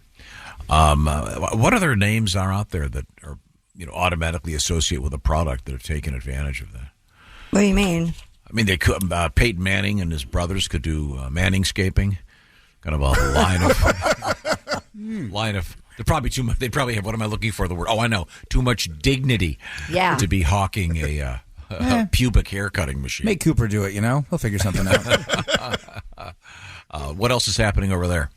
Rumors are circulating that the NFL is considering a boy band Super Bowl halftime show. Craig Carton from FS1 tweeted that some of the bands that could be included are NSYNC, Backstreet Boys, 98 Degrees, Boyz II Men, Belle, Biv DeVoe, Color Me Bad, and possibly a K-pop group. That'd be fun. No new kids? It could just be, it just says the bands that could be included. So I don't think that means that they're out. It's just saying of that genre. No, I want new kids to be speculated as much as the others. Well, hey, they did add that there's an offer out to Harry Styles. Carton said they wanted Taylor Swift. She was the first choice, but she declined. Of course. Christy, don't you have an offer out to Harry Styles? Yeah. Sorry, Andy. just in case the Super Bowl tickets weren't expensive enough, if they had Taylor Swift, they would all double. Oh. Right now, Taylor She would Swift cause too much of a commotion. Taylor Swift is getting $1,000 for crappy seats. Yeah, I know. crazy. My daughter's insisting on, like, no. As my daughter said, you can watch some really great 4D videos online and see the whole show. Exactly. But it's all about being there. I mean, there are people who go to the parking lot. They're Oh, I am they're very out in the well parking lot aware. dancing. Yeah. I have a question. I don't know the answer to this. Sorry. Justin Timberlake, famous for ruining radio for a couple of years by ripping off the whatever. I don't know why you blame him. She was just as involved as he was. Somebody told If them not to more do so, that. yeah. Somebody told them to do that. The famous Super Bowl stunt in which Right. we suddenly had to take half the stuff we had played on the radio and couldn't play it on the radio, which makes no sense, but that's Hey, what happened. he made up for it. He brought Sexy back. Yeah, Don't he forget did. that. I'm Are you waiting forgetting that? Waiting for karma to get him back. What band was he in of those? NSYNC or Backstreet Boys, right? NSYNC. Okay. All right. So, I mean, I love that bringing. would they allow him back? I guess they wouldn't care. It's all. When are they going to course. start having bands that football fans want to watch at halftime? Yeah. Never, because That's not what it's the football gets the football fan. Well, the halftime show gets the non-football fan. and How did that real never- football fans can't afford to go to the Super Bowl. It's all corporate stuff. Yeah, but you would. Wouldn't it be like Eric Church or Jason Aldean or somebody like that? Yeah, Probably, yeah. I don't know. Well, I don't know what they're going to do, but they do whatever they want. Do they supposedly they don't pay the band? Right, they have to pay for their own. Everything. I don't know. It's a totally thankless gig. Mm-hmm. That's true too. You can't win, no matter how good you are, Well, they just bring in some good marching bands, like the old days. because no one would care. Nobody cares now. People care a lot. I liked I liked when they had 50 Cent and all those guys doing it. That was awesome. That was a lot of fun. That was for me. good. Prince was good. Oh, Prince was great. Prince yeah, in of the course. Rain. Woo. Yeah, that kind of set the tone. This would be fun though, because I mean, a lot of these boy bands are for the most part 20 to 30 years older than they were when they had their hits, right? Yeah. Sure. Mm-hmm. Now they're dancing with yeah. walkers. Yeah, or- Boys to Men would be The Beach Boys are older now too. People get older. Yeah. the premise is gone. But thanks for interrupting.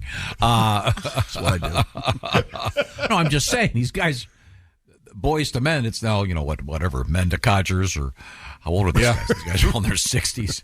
It'll be fun. We'll see what happens. Harry Styles would be huge. Oh, he'd be very big. Does he have good music? Yeah, he does. Very good. Yeah. Very good. Yeah, so Watermelon we'll see sugar. what happens. Well, Now, I don't like that his nails are painted. I wouldn't. You know I hate that. When I was in Chicago last time, there was a Harry Styles concert happening, and apparently all of his fans stayed in my hotel, and it was nothing but boa feathers floating through every hallway and in every elevator. I don't know what it is. I will take Harry Styles fans over summer baseball dads that are wasted in the lobby. No joke. Any yeah. day. Oh my God. Yeah, anytime I'm on the road, they put me right on the floor with all. I love them all. Or I love all those families. people because I hate sleep. you picked the right career. And I'm no fan of quiet. Yeah. So those Harry Styles boas, were they after the show nodded in several places? There may have been a few. Yeah. When I say camper, pull it out. Well, Slower. You're not starting a mower. Thank you very much. Well, now we've. It looks like possibly Willie and maybe Chick are going to go to Vegas for the Super Bowl this year. Boom. For the actual game. Yeah, but Chick said he won't stay for the game. No, he said he would if he doesn't want to leave Willie in the lurch. So No, but he'll, again, as you said, he'll ditch you guys after. If Chick leaves me, I'm never coming back. I will gamble and I will eat food. I'll be the king of the buffet. Oh my God! He'll just live in the wind. Yeah. Bring me a lobster tail. Oh yeah. Sir, no, you go up and get them. No. King Lobster demands his treats. I wonder, would it be? I'll have to talk to the accounting people. Would it be legal to we're sending Willie and Chick. We're going to issue them each $3,000 of gambling money. You can give them a per diem. Yeah, just give I them a would per call diem. it gambling Could money. you give them actual gambling money? Can't call it that. I don't know. I was given a per diem when I had to go to Vegas once, and it was gambling.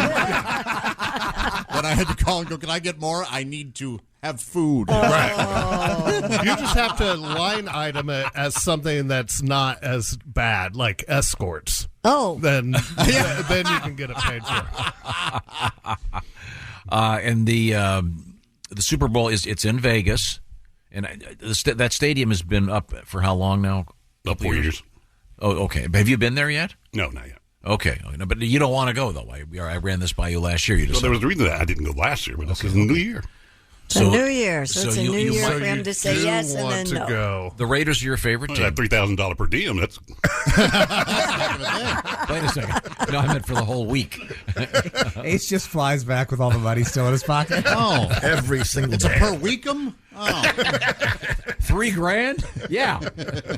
Well, per diem, isn't that per day? Did I say per diem? No, that's Latin for no. I don't know. Coming up, we have a really sweet kitty cat story. Aww. And we have a world record. And the hot dog straw that kind of got famous last year is back in the news. We'll tell you why. This is the Bob and Tom Show. Thanks for listening to the Bob and Tom Show this morning. The show is also out there for you on our YouTube channel. Watch and subscribe. Over the past several days, 3 females have been found dead. Looks like someone's going after these girls. Then they have to know to watch their backs. Streaming now. You wouldn't want what happened if this wouldn't have happened to you. Exactly why I need to keep going on this. Starring Emmy Award winner Amanda Seyfried. I'm worried about what you're gonna find. So am I. Long Bright River. A limited series. Streaming now. Only on Peacock. Here at the Almond Joy Factory, where tropical vibes abound, we use soft, fresh-tasting coconut. The crunchiest almonds and delicious chocolate candy. Ah, but do you know what our most important ingredient is? Sometimes you feel like a nut. Sometimes you don't. Almond Joy's got nuts and something even way better than that. Yes, Almond Joy is made with almonds and joy. Up. Hey, it's the Bob and Tom Show, and we're back with more stuff. Yay! You know who that? That was the guy from the Gong Show. The Gong Show. Yeah. Chuck Barris. Anyway, there's Christy Lee at the news desk. Hello. Pat Godwin in the where the hell are you? Oh yeah, the performance room. Sorry, Pat and I were laughing so hard in the green room just now that I'm a little delirious. There's Willie Griswold. Did he get his pants back on? He did, Okay. yes. But mine I is still in finally there. showed him. Jeff Oskay over there. Hello. Ace Cosby. Hey. I'm Josh Arnold at the I Hate Steven Singer sidekick chair. There's Tom. That's right. I'm over here. Anything I can do for you? Yes, please. Okay. Can you play? We have an unusual request. Willie, did you... You just asked one. God, you are so awful. Oh, you have a request? Sure. What do you got? I wanted you to tell us about the unusual request we received. Oh, gosh. Willie, I forgot to ask you the story about the mustard guy. Yeah. It's kind of fun. It's the NFL. I love it when guys in the NFL have a sense of humor and they're fun. It's a difficult, dangerous game, but you love guys like Gardner Minshew who are out there having fun and playing great football. And this guy, Bijan, what's his name again? Yeah, Bijan Robinson. And the short version is what? Well, he's releasing Bijan Mustardson. That's his alter ego and his new mustard product. There's a new commercial, and someone throws a hot dog to him, and instead of catching a football like someone usually would, he catches it inside a hot dog bun. Yeah. And he looks that at the can't be camera. easy, by the way. Oh, No. goodness, no. Yeah. It's funny. It's silly. But it reminded me of... I'd forgotten about the classic mustard commercial from this show. Oh. And it involves one of the greats of rock and roll. Well, you'll see. Hi, it's me, rock and roll icon Chuck Berry. Everybody knows that me and my music are as American as hot dogs and apple pie. I love apple pie. And well, nobody loves hot dog more than me. Especially with lots of mustard. But not that nasty, cheap stadium mustard. No way. Chuck Berry likes that fancy-smelling French mustard. You know, that gray poupon mustard. So, when Bob and Tom Fragrances asked me to come up with a Chuck Berry rock and roll tribute perfume for the ladies, I created a scent that reminded me of my favorite thing. I call it Poop On Chuck Berry. Poop On Chuck Berry from Bob and Tom Fragrances, the same people who brought you Chanel No. 2. It comes from down in Louisiana, close to New Orleans, and there's nothing like it. Poop On Chuck Berry. Ladies, you're gonna love it. Oh, yeah. I know I sure do. Look for Poop On Chuck Berry in the bright yellow plastic squeeze bottle and squirt some all over your lady today. Yeah, that's the stuff. Chuck, will you give me a kiss? Oh, I can't kiss you, baby. You smell like mustard. Now go wash yourself off. Are you happy now? I'd forgotten about I loved how subtle everything was. Oh, Yeah, it's very subtle. My favorite thing is when the regular announcer comes in, it's that super straight. It's like, and now the news. Chuck Berry present. Chuck apparently was. I'd never heard that before. That's hilarious. You never heard that before? No. He had some cameras and He was a freak. Oh, yeah. Didn't he have a restaurant? Yeah, he had a bunch of stuff in St. Louis, and there were some issues. He was accused of having some cameras in some spots. But, wow. You can watch we had an opportunity. This is a kind of a side story. We had an opportunity to interview the great Mick Jagger. And at the time... Who's that? Thank you, Josh. He's in the Beatles. Oh, at the time, there was a cover story in a magazine called Spy Magazine. And there was a thing in the cover about Chuck Berry and these allegations of various things involving that sort of thing. Yeah. And I don't know why I did it. I said to Mick Jagger, "Hey, did you see that story about Chuck Berry?" Because obviously the Stones, big Chuck Berry. And Mick goes, "Oh, you mean about the coprophilia?" Sounds more academic when you say it that way. Yeah, it does. Yeah, Mick is smarter than anyone. He's like the brightest guy out there. There's a reason the Stones are the greatest rock and roll band in the world. Yeah, they're very talented. Yes, and well managed, and primarily by Mick. Now we have more stuff going on over there. What's happening? Have we missed anything over there, Willie? I got one record over here. Do we have the music? I probably can dig it up somewhere. Give me a never second. mind. All right. Jeff? I want to hit buttons. Okay. How about this one? Nope. That's not the right one. Let's try this one. I'm surprised Chick has that button over there. Here we go. A Swedish man. I'm sorry, Willie. I've got it here. Stupid World Record. There we go. Thank you. Sorry. A Swedish man has broken the Guinness World Record for eating the most fermented herring in 1 minute. Oh, that's got to be something. The 71-year-old beat several competitors in downing the fish, which is so putrid that participants are provided with vomit buckets. The Disgusting Food Museum in Sweden hosted the fish-eating competition. Mr. Sune Valentin Norlin consumed 13.85 ounces of fermented herring known as surströmming. How about that? That is yummy. There's a video, of course. No thanks. How many of the contestants are barfing? Well, it's really rough looking. All right, stop that. Okay, I can't watch. Yeah, they literally show these guys heaving. Okay, no. Why are they still eating that? Yeah. What are they doing over there? I don't know. They're figuring it out. They run out of food. It gets cold or something. I don't know. In Sweden, they can only have sex 90% of the time they're breathing. I just think it's funny that there's a place called the Disgusting Food Museum. How does that conversation go? Well, kids, we can either go to Disney World or I've got these tickets to go to Sweden to the Disgusting Food Museum. Hey, there are weird little kids out there, and they want to go to the Disgusting Food Museum. That's true. Yeah, I suppose. Now, we were talking about your son who was brilliant and a great kid. Oh, yeah. But he the likes best. He likes to eat those, you said. Yeah, he likes weird food. The lollipops with the real scorpions inside. Yeah, supposedly. It looked real. It crunched. They are. Yeah. They are. They're I've seen real. those. Yeah, and they have them with worms, and they have them with, like, spiders. And, yeah. So this food is called surströmming, but it's, I guess, technically a herring. I like herring. Yeah? Yeah, Really? I have it on New Year's. It was a tradition. Do you like a red herring in a movie? Sure. Yeah, I like to be a little confused. And Josh, do you like the character Red Herring from A Pup Named Scooby-Doo? I do. Okay. Yes, yeah, very much so. Has there ever been a scene in a movie in which they're serving red herring as part of a red herring? I hope so. Yeah. Can you be a little less heavy-handed, fellas? We get it. God, I just saw I just saw a really good movie, and they did the phone number 555 thing, and I wanted to go, come on, come on, don't do that. You're giving it away. Has anybody ever tried this fermented fish? No. Nope. Only the sardine. Sure. Yeah. I like I those. saw it eaten on TV. It looked gross. Yeah, I saw what's his face, Bourdain. Andrew Zimmern. Yeah, Zimmern. Yeah, I saw him try some of this stuff. We were talking about the kimchi earlier. Kimchi. God, would you stop that? Sorry. If you want kimchi, I can make you some.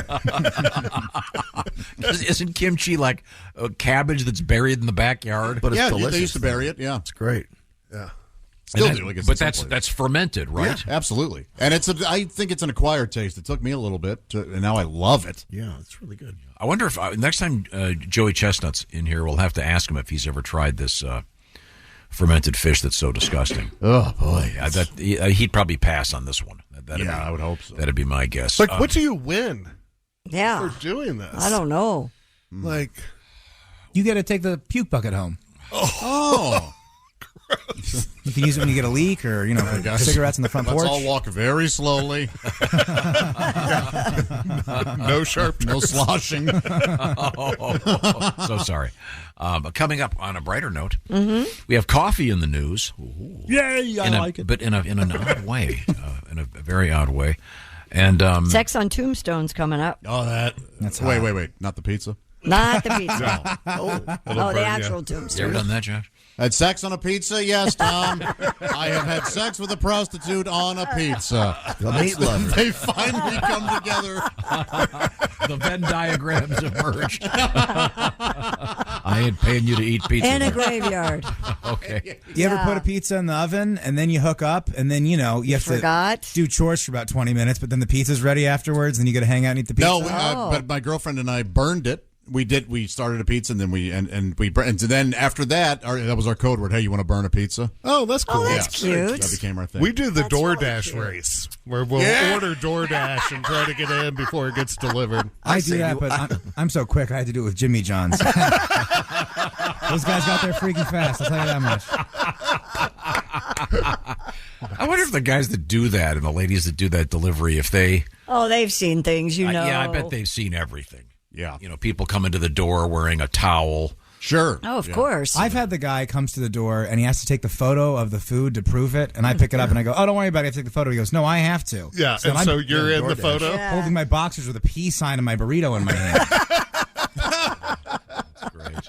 Yeah. Hey, Pat, maybe we can dig up that. Remember that story about the guy that was convicted, apparently, or at least accused of dipping his testicles into I remember salsa. that. Yeah. Oh, yeah. He was a delivery guy, and apparently had left a crummy tip or something. Yeah, that's all. Hey, every job has its perks. Yeah, the only weird thing I had like that is my famous story about the guy that wanted the prostitute when I was the bellboy at the Holiday Inn. Yeah. Did you hear that story, Will? Yeah, that was number 14. Eddie We've Sincere. heard it a lot. That's right. Yeah, the guy, this guy, I was 16 years old. I go up to the room and the guy goes, "Can you get me a woman?" And I'm, "Well, sir, no, we don't have that service here." And he goes, "Last time I was here, I got a woman." And I said, "Who'd you get it from?" And he described the guy. Said, "Oh, well, that's Eddie Sincere. He works the night shift." Yeah, we didn't do prostitution at the Holiday Inn at 271 on Chagrin Boulevard. Was that his real last name? Yeah. As far as I know, Eddie Sincere was his real name. Dude, what a cool name. Eddie Sincere is the name of a wrestling promoter or like a bassist. That is such a weird, great. He was a ghost. He was the guy that bassist. He hid the mid-sized bottles of bourbon behind the buckets in the Bellman closet. I know that for sure. Nice. Right now, I want to talk to you about my friend Steven Singer. We talk about Steven Singer jewelers, and there's certain seasonality to jewelry, certainly. But I'll tell you what, there's nothing better than a surprise jewelry. Hey, look what I got for you, sweetie. Oh, my God, there's no reason for this. That's fun. Steven's also got something going on right now, especially if you're in the diamond, on a diamond search, because he'd like to give something away. Free diamonds, well, kind of, because he's not a fan of those so-called lab-grown diamonds. So if you purchase a real diamond engagement ring from Steven Singer Jewelers, it could be $500, it could be $1,500, whatever it is. Steven is giving away a free 1-carat lab-grown diamond. You're thinking, well, Steven only sells real, natural, earth-born diamonds, and that's correct. But he's not a fan of these lab-grown diamonds because the best part about the real diamonds is they retain their value, because if you want to upgrade that ring you bought last week, you can upgrade it, and you get the full value back as you go up in the diamond world with Steven Singer. He knows what he's doing. He's got all kinds of great jewelry on the website. Check it out, IHateStevenSinger.com. Famous for their gift cards, their free shipping, their great packaging, and the fact that they get the jewelry out quick. See what's going on out there. Get some great jewelry from Steven Singer. IHateStevenSinger.com. By the way, this particular offer, details are posted there, and it's while supplies last. Purchase is required, etc., etc. IHateStevenSinger.com. Christy, what's coming up? Coming up, we have the Oscar Mayer hot dog straw again. We have Sex on Tombstones, Fire Festival 2. Yes, it's going to become a thing, I guess.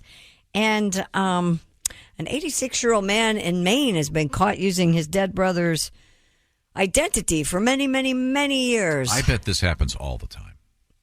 We'll talk about it. I think so. Okay. Yeah, I've often considered taking the identity of someone I know. I just get that extra Social Security check. Yeah, we'll find out. I'm kidding. This is the Bob and Tom Show. Good night, itchy eyes. Good night, sudden sneeze. Good night to your symptoms of allergies. Zysol is the allergy medicine you take before bed. It provides powerful relief while you rest your head. Not just all night, but all the next day. Zysol keeps working, keeping allergies at bay.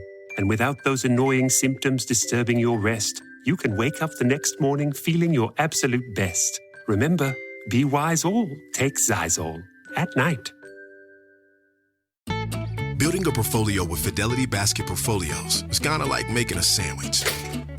It's as simple as picking your stocks and ETFs, sort of like your meats and other topics, and managing it as one big, juicy investment. Now that's pretty good. Learn more at Fidelity.com/baskets. Investing involves risk, including risk of loss. Fidelity Brokerage Services, LLC. Member NYSE SIPC.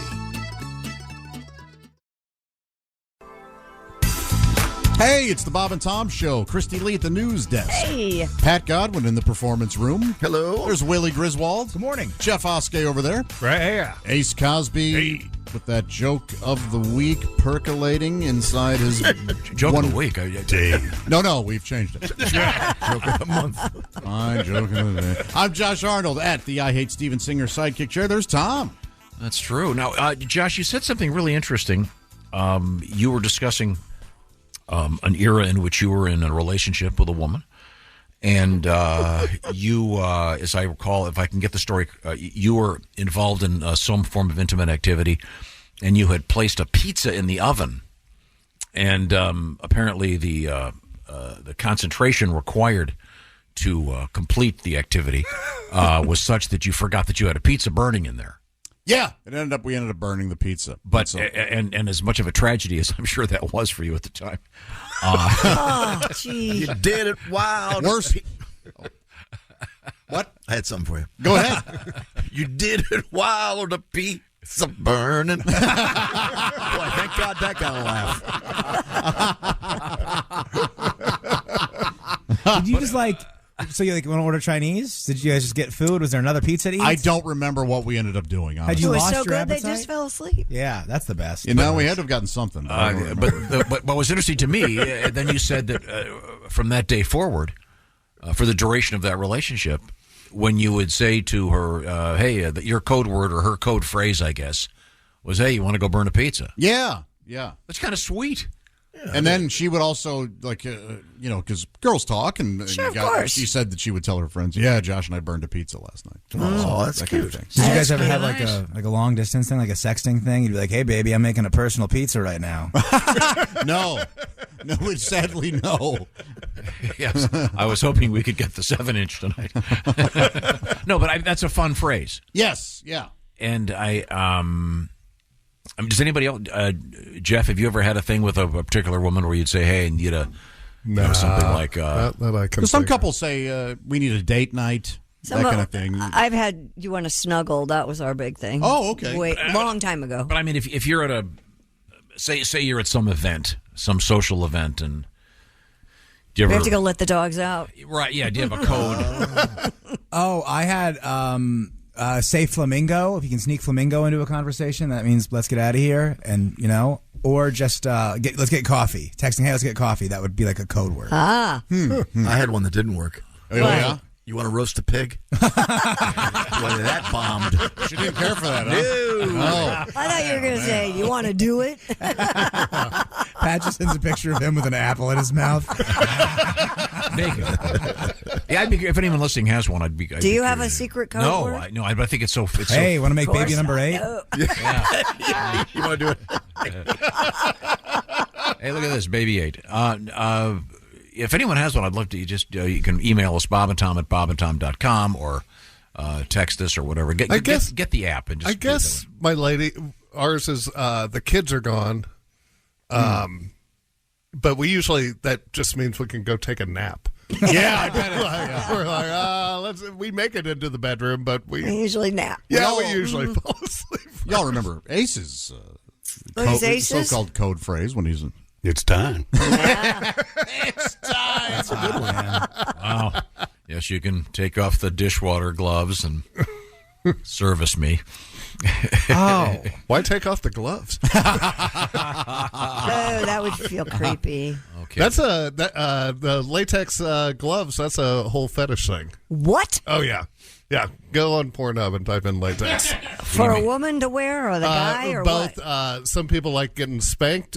Some people like wearing it, and they have these airtight things that suck all the air out, so it like compresses against your body. Some people like it. Yeah, some people. Those are really American Horror Story season 1. Oh, they did that. Yeah, Tom, they're kind of like the gimp suit. Oh, yeah. But they do. There's a nozzle attachment or something. Yeah, and it sucks all the air out, so that it like saran wraps you to the floor. Oh, so it's like that stuff where you can store your clothes under your bed. Yeah. No, that's exactly what it is. Yes. Yeah. That's exactly what it is. That's a lot I would of never work. judge anybody who's into that. I'm just glad I'm not. I feel like it's not my thing. Claustrophobia or the Yeah, you got to would bring a hate vacuum. Like, that's too much work. Well, I mean, if you're doing that's it, a lot of prep work. But if you're doing it right, there's usually a lot of cleanup afterward anyway, right? Right. Yeah. Josh, I'm sure after your encounters, there's a little bit of cleanup, right? Oh, yeah. It's just Well, you got to get the seed pizza off her and, back. clam chowder. Christy's doing it now. Yeah, ham and bean soup. It's a whole mess. Got to get a squeegee. Half a rotisserie chicken sitting there. It's nice though. He gives the girl fat sex. Who's gonna have the fat sex? he gives the girl a wet wipe and some celery, which is a nice touch. As a courtesy, though, you towel off the small of her back. Absolutely. Okay, yeah. She doesn't need ants. Yeah, I would like to know if anyone has a code phrase, especially if you're in a public thing, you have a place you have an opportunity to leave. Well, there are two different codes. Is this a code to get out or a code to have sex? For sex. Yeah. Because also there are people who have 7 kids. Yeah. And so you might have to say, hey, honey, why don't we go mow the lawn later? Or you know what I mean? So the kids don't know what you're talking about. Right. Around the kids, my girlfriend's phrase is, I'll have a 4th glass of wine. And that means it's sex time. Oh, really? Daniel writes. Do you say that too? Oh, just so you kids know, that means it's sex time. Well, no, the other know day, now. the other day, so at my house doing your mom or like your mom thing, hey, what do you want for dinner? Your mom, that kind of thing. And so the other night at dinner, for some reason, all three of them were chanting, doing your mom, doing your mom, doing your mom. And I was like, I'm the only one who's done anyone's mom in here. And I've done your mom and your mom. So I would knock it off. And that was the end of the your mom thing in my house. Dad is so weird at dinner. Daniel writes, when the kids are around, I tell my wife, I have work for her to do. Oh, well. That sounds kind of like Aces. Yeah. It's sort of, there's a little bit of hostility there, it seems. Well, no, I don't know how anyone has sex with kids in their house. I don't know how people do that. You mean presently? Never mind. No, I mean, seriously. It's very difficult. I mean, you can't do it in public. People yell at you. Houses of lilies. You know what I mean? I was You can lock a divorced door. very young. My kids were Sorry, very this is a young, trampoline so I never had to worry about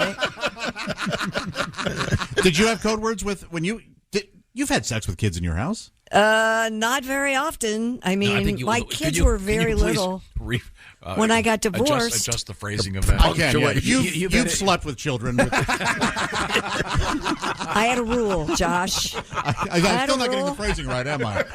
It's all about the punctuation. I've never, ever, even when my adult children are there, I don't. Do you? Boy, this is. What do you do though when you're a parent and your kids become adults, semi-adult, and they know what you're doing? Yeah, but do you know what they're doing?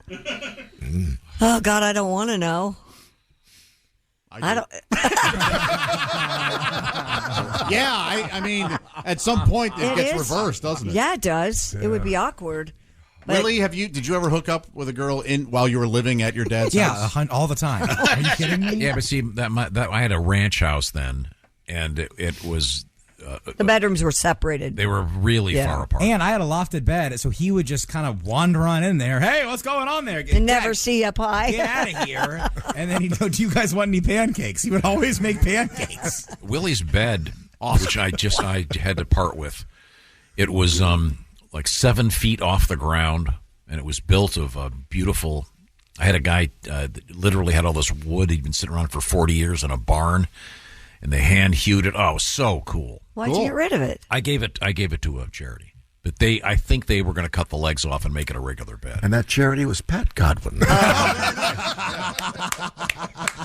There you go. Christy, I dated a woman, and he was 4 or 5, and he knew about me, but he didn't know I would spend the night.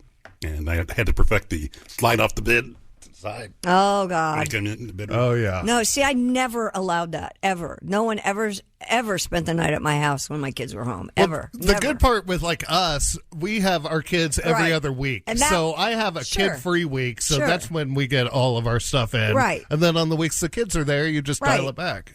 And so that's one of the great things about being divorced. Yeah.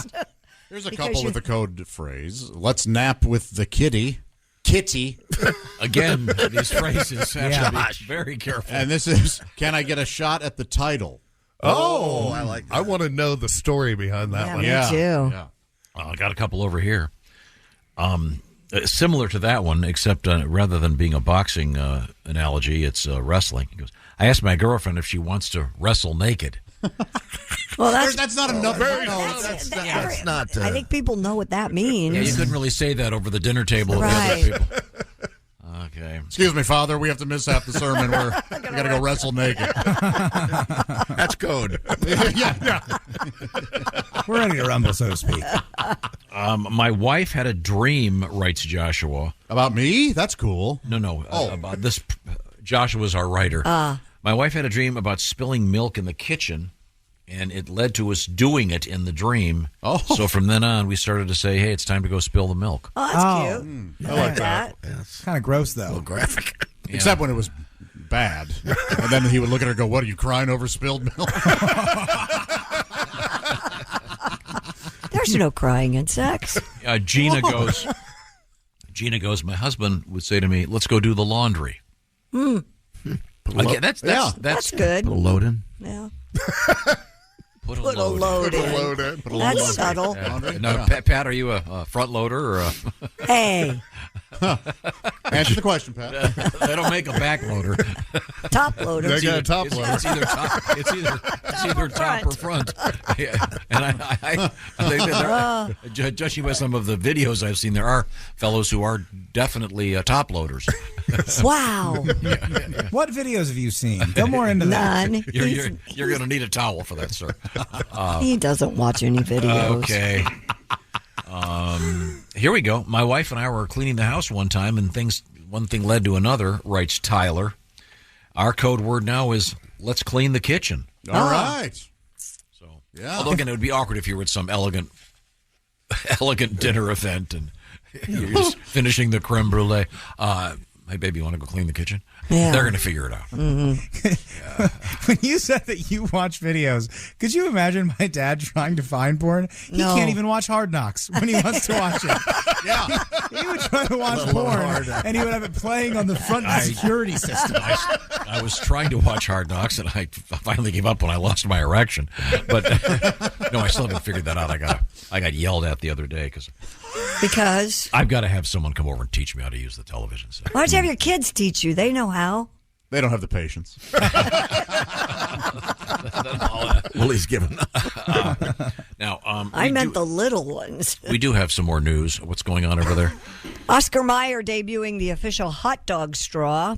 The product was inspired by last year's viral video of a Yankees fan seen using the straw hollowed out of the center of a hot dog that he uses to sip his beer. Oscar Mayer said it's commemorating the 1-year anniversary of, quote, this key moment in hot dog history with a silicone hot dog-shaped straw. The straw is available while supplies last at oscarmayer.com/hot dog straw. Well, it's not really a hot dog straw. Yeah. It's missing the point. Yeah. This is just a straw that looks like a hot dog. Now, do you remember what happened when we did this? What? A lot of we liked it. I didn't care for it. It was difficult. I liked it, yeah. But you had to really ream it out. Yeah. Then you had to suck real hard, right? Yeah. Are we talking code again? Is your code word ream it out and suck it? Or no, we did this, and you remember, I liked it because I like salt. Yeah. It was fine, but there was kind of like hot dog pulp. Yeah. It was weird. Yeah, I mean, that's the only way I know how to describe it. It was odd. Yeah, but so this one's, is it made of plastic? Apparently. Silicone. So, it's silicone, yeah. Okay, so. You ever sucked on silicone, Jeff? No, I'm an all natural kind of guy. I believe Willie taught me the term heavy naturals. Oh, yeah. And don't discriminate. Natty Lights are fine, too. Yeah, I remember trying the hot dog straws, and they're better than those paper straws they keep shoving down our throats. God, I hate those things. What's wrong with a paper straw? Helps the everything. Oh, don't give me this.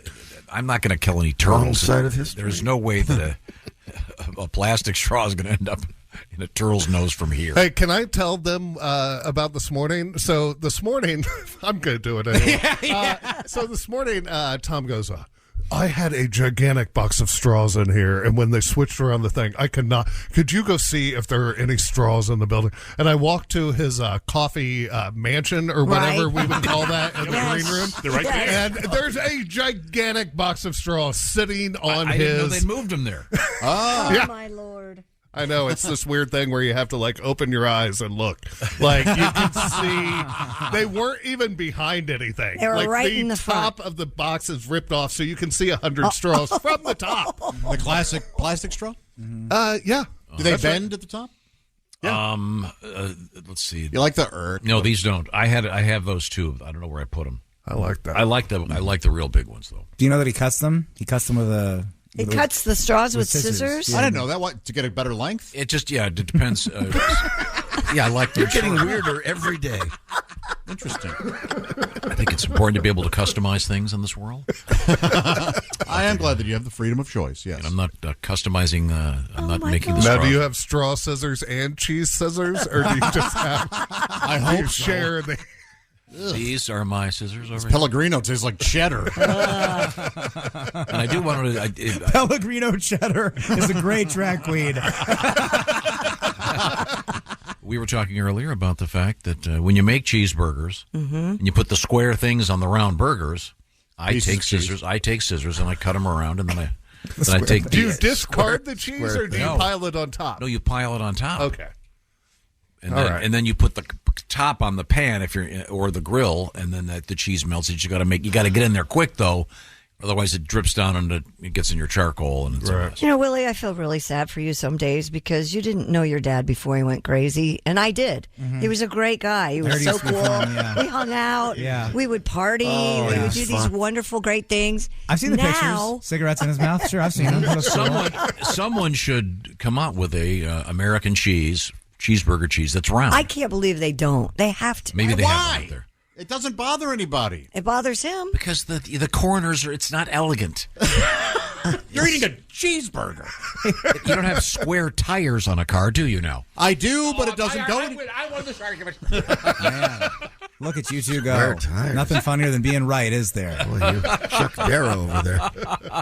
Right now, Chick is home, resting, comfortable because he's got the Simply Safe security system. And, of course, many of us do, and they've got all kinds of cool stuff now. Simply Safe, just read the reviews. It's unbelievable.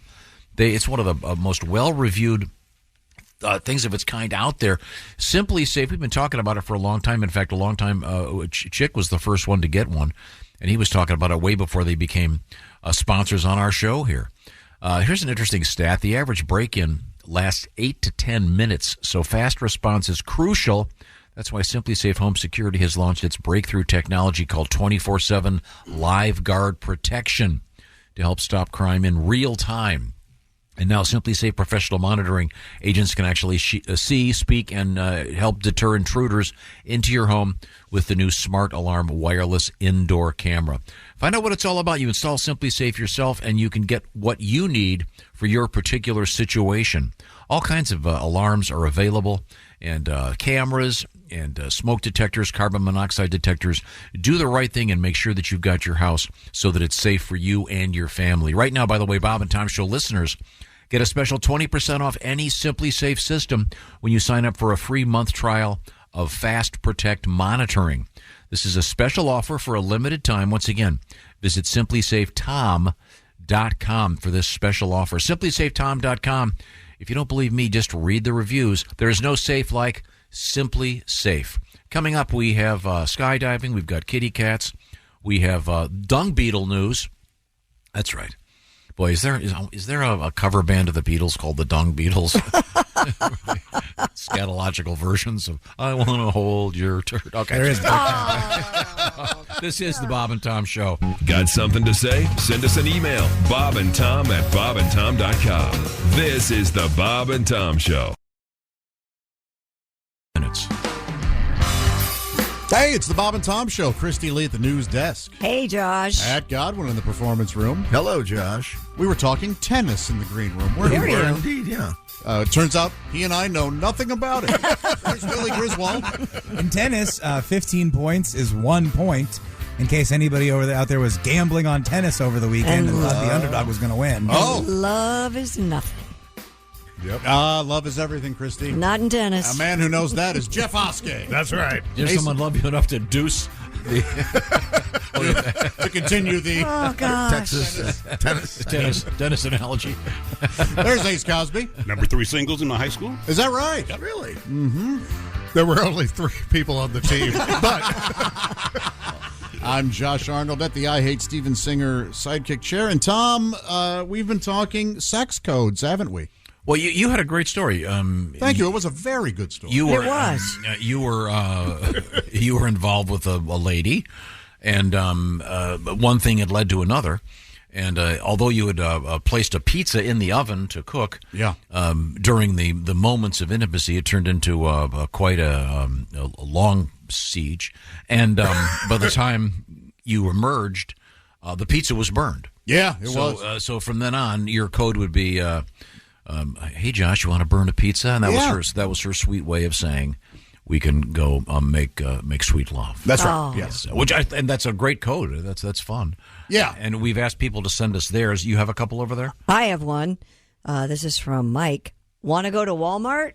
Oh, all right. See, that's a good one. That is a good one. See, that's very sly. Blue ball no special. one really knows. The blue ball special. No, but what if you have to go get some stuff? You got to get groceries and camping gear and whatever else you need, and then you say, let's go to Walmart, and then you turn around, and then the boobs are out, and then now you're distracted. You can't make it in time. Walmart And now you're will not always getting your be camping stuff. Exactly. It can wait. It can wait. Ryan writes in and says, me and my wife use the phrase, time to saddle up the baloney pony. Subtle. Yeah. Wow. Not terribly subtle, but maybe the 2-year-old or whatever doesn't know. There's some nuance involved in there, you guys. Yeah, mention pony around a child. Perfect. Here's one, loading the dishwasher. Okay. I have to go load the dishwasher. Honey, let's go load the dishwasher. This says, we would say, time to renew the contract. Like the day we were married and we signed our marriage license. How about that? That's sweet. That's Adam a writes little in. too serious, don't you think? This one I really enjoy says their code is I'm ready to honk in your tunnel. Once again, subtle. It's like rush hour in New Jersey, baby. I like this one. This is from Eagle River, Wisconsin. Danzo writes, Danzo, how would you like to make me late for work? Oh, that's cute. That's good. That's sweet. Yeah. Pat, do you and your lady have a code? No, not one that I will mention on the air. Oh, okay. It's far too filthy. It's a date night, isn't that your code? No, that's tomorrow night. Thursday. I know that. Pat says, do you want me to remove the cuffs? That's douche night. Douche night. This is from Chelsea. She writes, my husband and I would say, going to wrap the Christmas gifts. Well, it's kind of weird in June, but okay. Isn't it weird that Mom and Dad say that when we're Jewish? Yeah. Who knows what they're doing? Christy, your point is well taken. Yeah. Although I know you well enough to know you probably have done some Christmas shopping. I haven't this year yet. Because that's your usual thing. It'll be, well, Thanksgiving, time to start Christmas shopping. Christy goes, I'm all done. Oh, no, I'm usually done. Mine are all wrapped. At a loss this year. I've already got all your guys' gifts. They're very thoughtful. You are going to look like suckers. I'm going to win Christmas, is what I'm saying. Oh, okay. man. Yeah. I've got all your gifts, too. Enjoy your free download of my album. You'll enjoy it. Not November even a 3rd. I'm going to need the receipt with that. I hope it comes with a QR code. I hope there's a QR code, and when you scan it, it's actually an optional purchase of like the premium version. I had a great gift for you guys, but I forgot what it was, so now I can't buy it. Christy, that is such a sweet. My grandmother says. Don't worry about getting me anything. I don't want any gifts this year. Yeah? Just cash. Okay. All right. I've got mine is in the works. Okay. Well, you always. Well, we always. Yeah. No, last year, big. The wrapping paper was hilarious. Yeah. By the way, here's a good one. This is a good code word. Elizabeth writes, "I'll say, hey, you want to talk politics?" Oh, okay. Because that's putting two things together. One, I hate politics, and two, something I don't hate. Yeah. That'd be a good. That might be a good one. We'll have to see if we can try that one. This is slightly different, but Jason writes in saying, after college, I moved back in with my parents. Anytime I'd have a girl stay over, my stepdad would greet us in the morning by mimicking the old ESPN Sports Center sound. They'd walk in the door and da-na-na, na-na-na. Oh, my God. Yes. I can't, well. This gentleman says his wife will tell him it's time to feed the kitty. Oh, jeez. Wife and I used to sneak into the bathroom, so our code has become fix the sink. Oh, well, that's a good one. Mm-hmm. So you could be at an event, go, hey, look, we got to go. I got to go fix the sink. Right there in the John, huh? That is some romantic. Hey, you got to do what you got to do. No, but I mean, the code is that they're not necessarily going to be doing it in the toilet. They used to when they had kids at home, apparently. Have you ever in a bathroom? Yes. Yeah. On the toilet? No, it was in a stall. I'm not. Look, it was kind of hot and gross. Was it after a show? Yeah, it was an improv show a long time ago. Yeah, yeah, with a girlfriend. You did improv. It wasn't a glory hole. You improv. I don't know who that man was, but he was generous and free. Well, you were improvising. Yeah, he sure hated it. He sure hated it at the end when I put that hat pin through it. Wow. All right, let's pick a situation. We're making love. Where are her and I doing it at, huh? Okay, we're in Grand Central Station. All right. So were you Yes. at this improvisational troupe? Yeah. Did you have her bent over the porcelain, if you will? That's right. Classy. Look. It was in the women's restroom. If that makes any difference. Well, that makes it hotter. Okay. Did anybody come in? No. It was like way after hours. It was like 2:30 a.m. Did you have the presence of mind to do a huge flush at the end as kind of an applause break? I didn't. Okay. That would be a good code for you, Willie. What You do want to you go mean? work on your improv? When I just think about improv, I think about me being 22 and trying too hard, which honestly is a lot like my sex life. So Yeah. maybe I'll give it a shot. Okay, here's a good one. This comes to us from Jamie. When my wife and I met, we were both in the Army. We used to sneak out into the woods to hook up. I'd ask her if she wanted to go get a boot off because she had to take one off to get the pants off. Phrase stuck 15 years so far. I bet that was the hottest sex. Oh, I bet it was too. Sneaking away Yeah. in the military base. Fatigues, and she's got to get the one shoe off. Oh, man. That's hilarious. Hey, thanks, Jamie. That's a great letter. Coming up, we've got kitty cats in the news. Is that correct? Mm-hmm. We've got skydiving in the news. We have... I like the idea of skydiving kitty cats. Little cats with little parachutes. I like it. You know, the kitty screaming behind the glass. Do they have the old, like, Amelia Earhart, the goggles that are attached to the helmet thing? Oh, Little leather helmet. We got coffee in the news, and coming up, sexy time with Alli Breen. This is the Bob and Tom Show. Thanks for listening to the Bob and Tom Show this morning. Catch any part of the show you missed later today on our YouTube channel.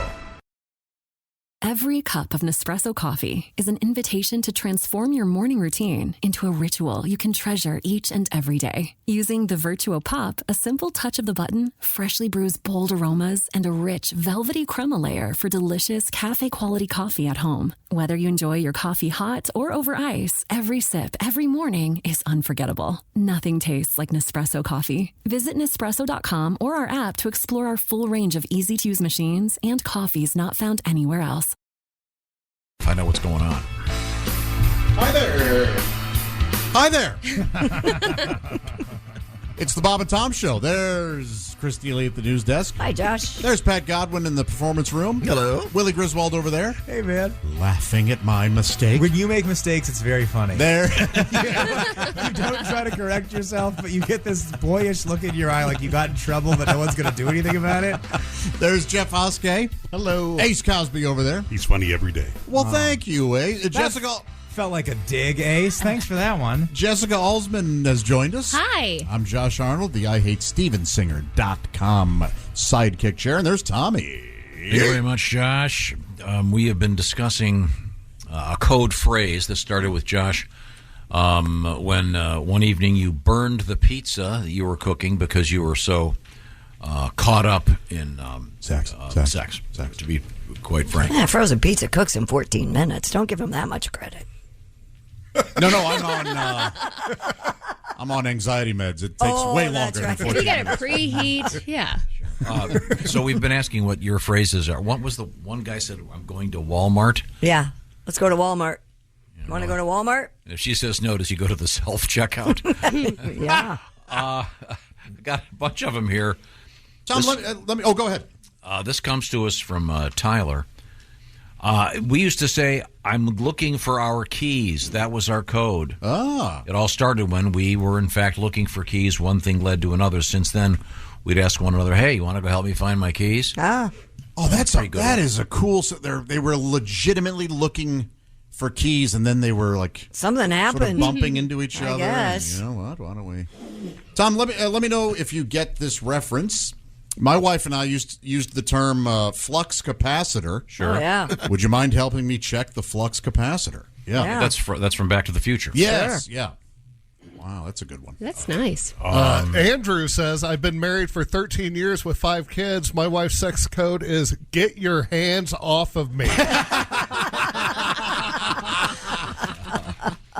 Let's see. Melanie writes, we make cookies a lot, especially around the holidays, but the code word is, hey, you want to go make cookies?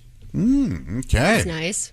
But again, some of these get tricky because what if you just want cookies? Yeah. Right. Now you're all excited. You're going to get some cookies. Or if the kids hear that, they go, I want cookies. It's very awkward when grandma's there. Yeah.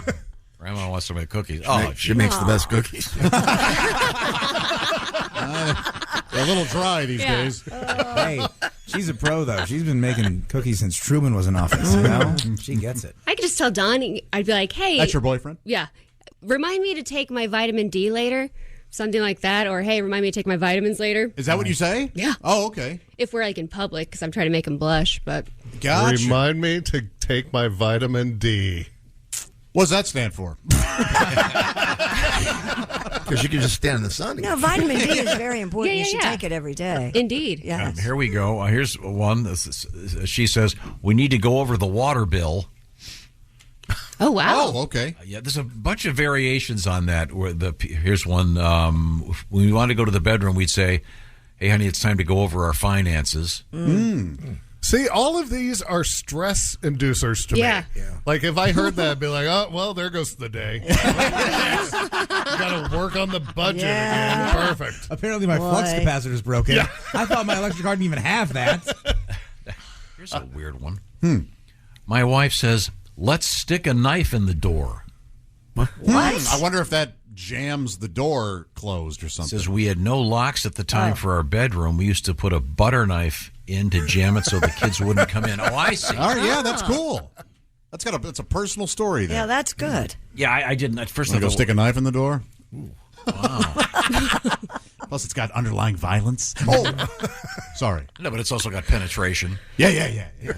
As the knife is rammed. All right, we get it. This person says, my husband used to be a farmer, so we would say it's time to plant the corn. Yeah. That's I would have went with plow the field, Right. but whatever. Maybe it's a backdoor thing. would you bale some hay? The whole cornhole. Of course, Tom, he goes right for the back door. No, it's a cornhole. I mean, it's obviously.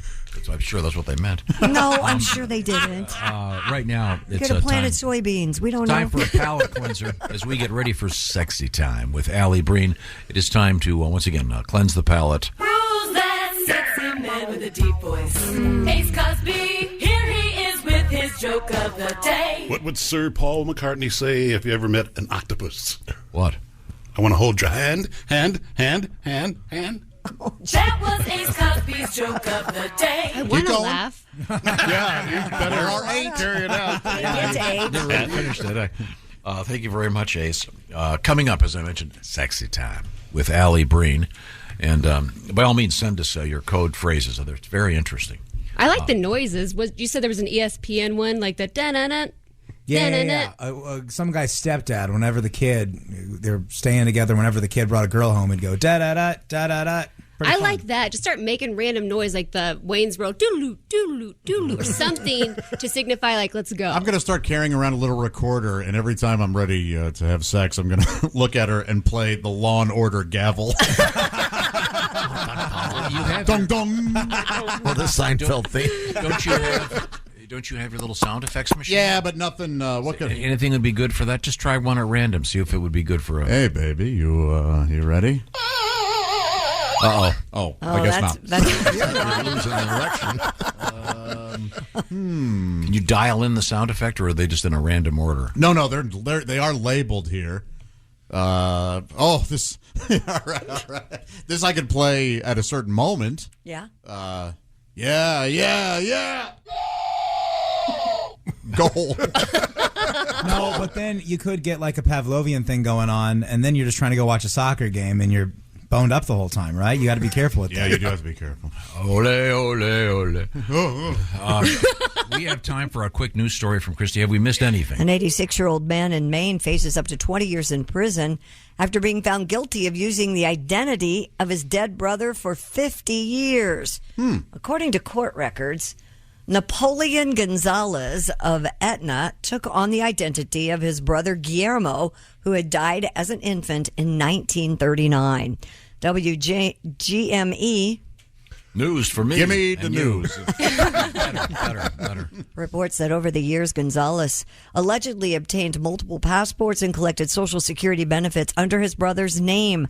He also collected retirement benefits under his own name. The Department of Justice said Gonzalez was found guilty on charges of identity theft, passport fraud, Social Security fraud, and mail fraud. Who cares? It's a harmless crime. Yeah. I actually want someone to steal my ID. Really? Yeah.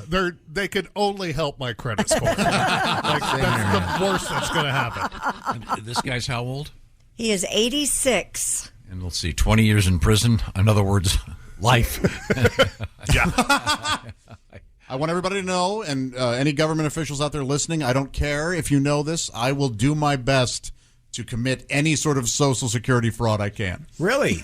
That's exactly. Really? Thank you, Josh. All right. You're just putting that out there then. Yeah. They rob from me every month. I'm going to take as much as I can. You better be careful. There will be none for you to get back. Exactly. Well, already been, don't even get me started. Stupid Roosevelt, whoever. Roosevelt. Are you mad at the New Deal right now? Real mad about it. Wow. He's a socialist in a wheelchair is what he is. I'll tell you that much right now. Remember the old Franklin Delano S-word joke? Okay. It's a classic. Thank you very much. Coming up, it's going to be Sexy Time with Alli Breen. Right now, this portion of the Bob and Tom Show is brought to you by BetterHelp. Sometimes in life it's a little confusing out there. I'd say a lot confusing. The path forward, not necessarily clear. I mean, look at there's 1,000 TV channels. What are you going to do? There's so much going on. There's so much of everything. It can really be overwhelming. That's where therapy can come in to help you navigate your way through and have your life journey start making a little more sense. And that's interesting because therapy can be inconvenient. You've got to drive there. It's not anymore.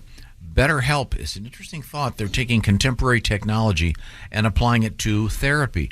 And it's not just helping you find the therapist, which they do, but the therapy itself is done online. You'll fill out a brief questionnaire. You'll get matched with a licensed therapist. And by the way, you can change therapists at any time for no additional charge. And then you can do the therapy online. As I said, you can, text back and forth, or you can do it speaking only, or you can do it with a camera on. It's your choice. It's all about flexibility. So move forward with confidence. Check out BetterHelp.com/BT show to get 10% off that first month. Therapy can be your map with BetterHelp. It's better, H-E-L-P, BetterHelp.com/BT show. Now, coming up, it's going to be Sexy Time. With Alli Breen, this is the Bob and Tom Show. This is a message from sponsor Intuit TurboTax. Taxes was getting frustrated by your forms. Now, Taxes is uploading your forms with a snap, and a TurboTax expert will do your taxes for you. One who's backed by the latest tech, which cross-checks millions of data points for absolute accuracy, all of which makes it easy for you to get the most money back, guaranteed. Get an expert now at TurboTax.com. Only available with TurboTax Live Full Service. See guaranteed details at TurboTax.com/guarantees. Welcome back to the Bob and Tom Show. There's Christy Lee at the news desk. Hi. Pat Godwin in the performance room. Hey. Willie Griswold over there. Hey, man. There's Jessica Alsman. Howdy. There's Jeff Oskay. Yeah. Ace Cosby there. I'm Josh Arnold, the I Hate Steven Singer sidekick chair, and there's Tom. We're going to talk with the lovely Alli Breen in a matter of moments. And, there she is right there. Oh, look at this. Oh, wait a second. Hi, guys. She's in the bathroom again. Where are you? Yes. I'm in the bathroom. I'm home, but I'm in the bathroom because there's street drilling out on my street. Oh. Welcome to New York. Taking a dump ski? I know, always. Now you've got a couple of people turned on. Oh, boy. Yes. Alli, it's been a weird morning. I'm not sure you're going to be so happy to be here. Alli Breen is a very fine stand-up comedian. She's also the host of Sexy Time. We take letters from you to help you with your love life. Now, before we get to this, Alli, Josh told an interesting story about a event in his love life in which he and his lady friend had popped a pizza in the oven, and then one thing had led to another. They forgot about the pizza, and they burned the pizza, tragically. But they did complete their amorous activities. Now, henceforth in their world, they would say, hey, do you want to burn a pizza, as the code for let's go, as they would say in the game shows, make whoopee. Which, by the way, that phrase, erection killer.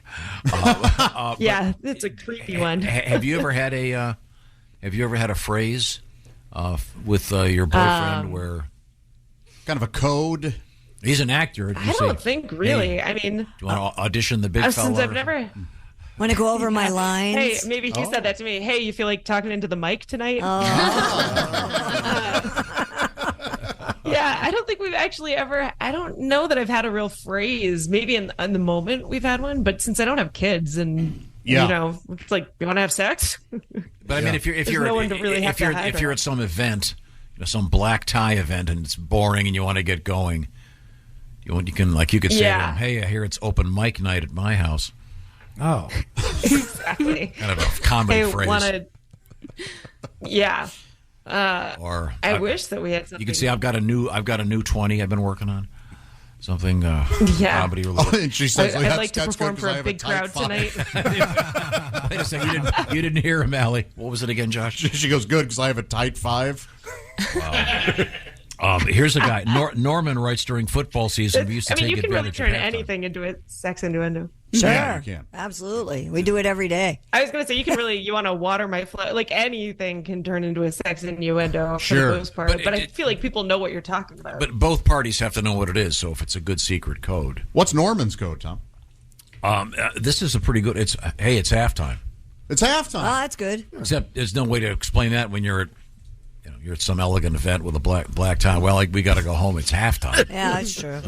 You're giving it away. That's what I mean. People could figure it out. I see. Well, let's get to some of our letters, Allie. Okay. Dear Allie, my girlfriend does not wear underwear to the gym because she insists it gives her a wedgie. Gym clothes are tight, and I don't think that's cool. Now, I'm always looking around seeing who's staring at her, and I swear it's going to get me into a fight. What should I do? Oh, my God. All girls don't. I mean, most girls don't wear underwear with their gym clothes. What? Excuse me, I got to go online and join a gym.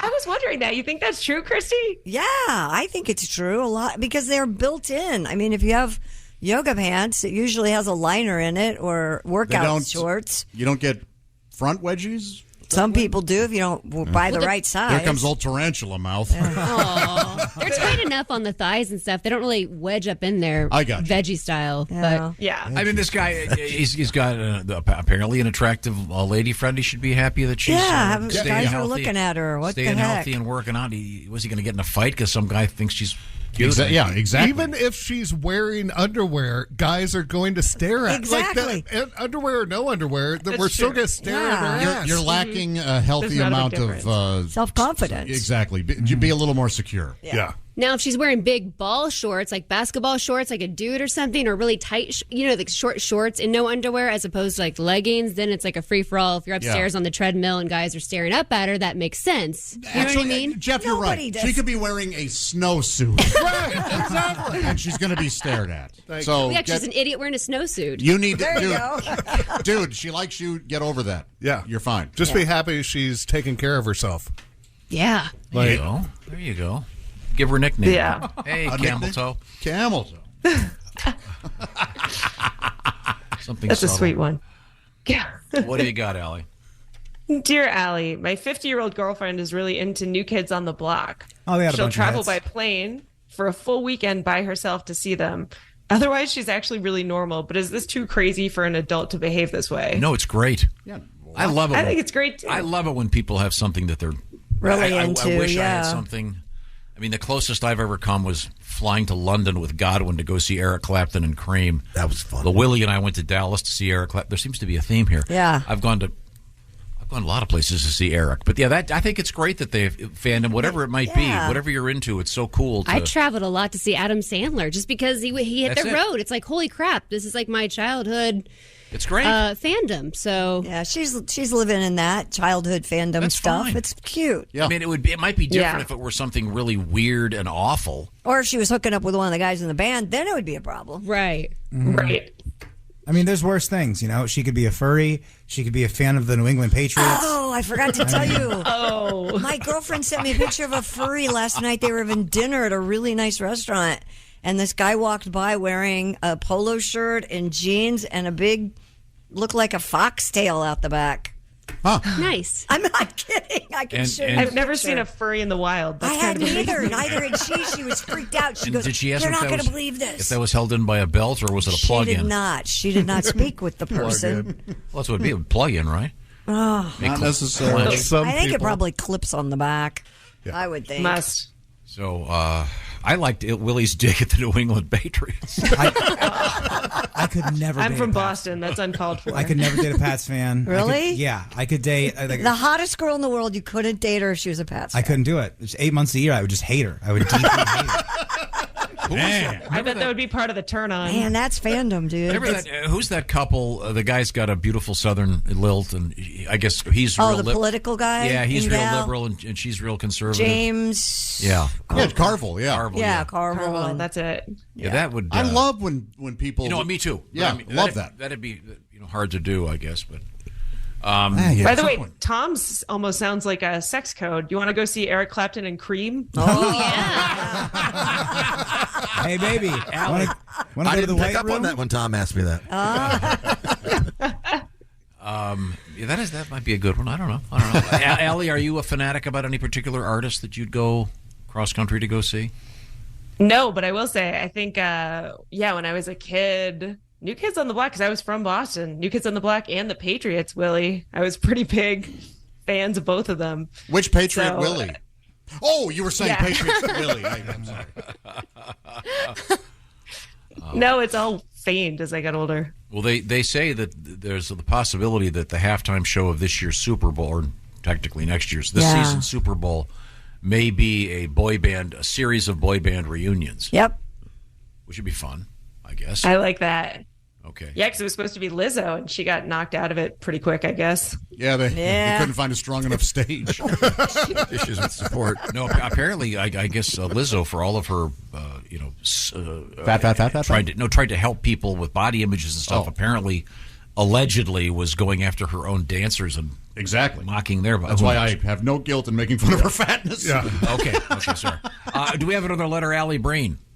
Dear Allie, I've gone out twice with a girl who won't stop talking about her therapist and her astrologer. How big of a red flag is this? Big. Get out. Yeah, why'd you make it through the first date?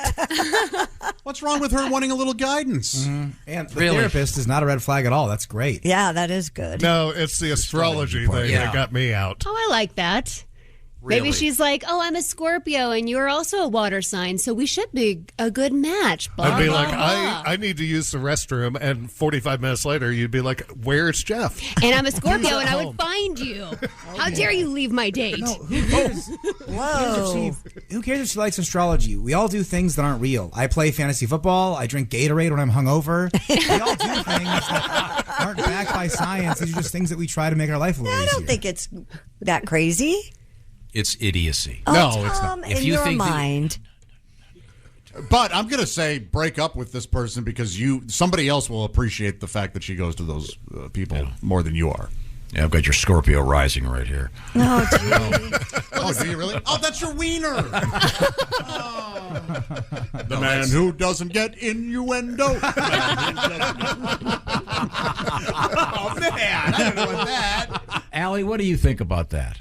Do you think that if you were dating some guy and he starts going off about the moons and the phases and all the other crap that's all fake? It's not fake. But how do we know that she's going off talking about all of that? She might keep it private. She might not even bring it up.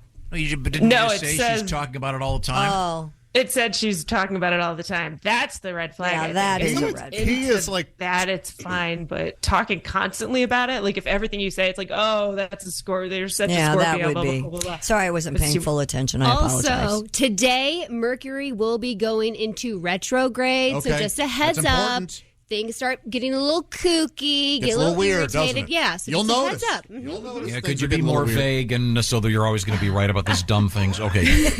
Next, what do we got next? Also, that's a great excuse to act crazy. Mercury's in Absolutely. retrograde. You might just be crazy. Mm-hmm. It's a chance. Dear Allie, my boyfriend thinks it is hilarious to fart on stuff before he gives it to me. It Like is. if I ask him No, to it put it isn't. in my phone, he'll fart on it and then hand it over. I told him it's gross, and he said, "Oh, do you want to grow into a boring old couple?" But Yes. come on, he's seriously ruining all the romance. Well, it won't You be want so to grow boring. into an adult couple. As he gets older, Yes. those might be sharts. Yeah. Might be a wet Jeez. phone.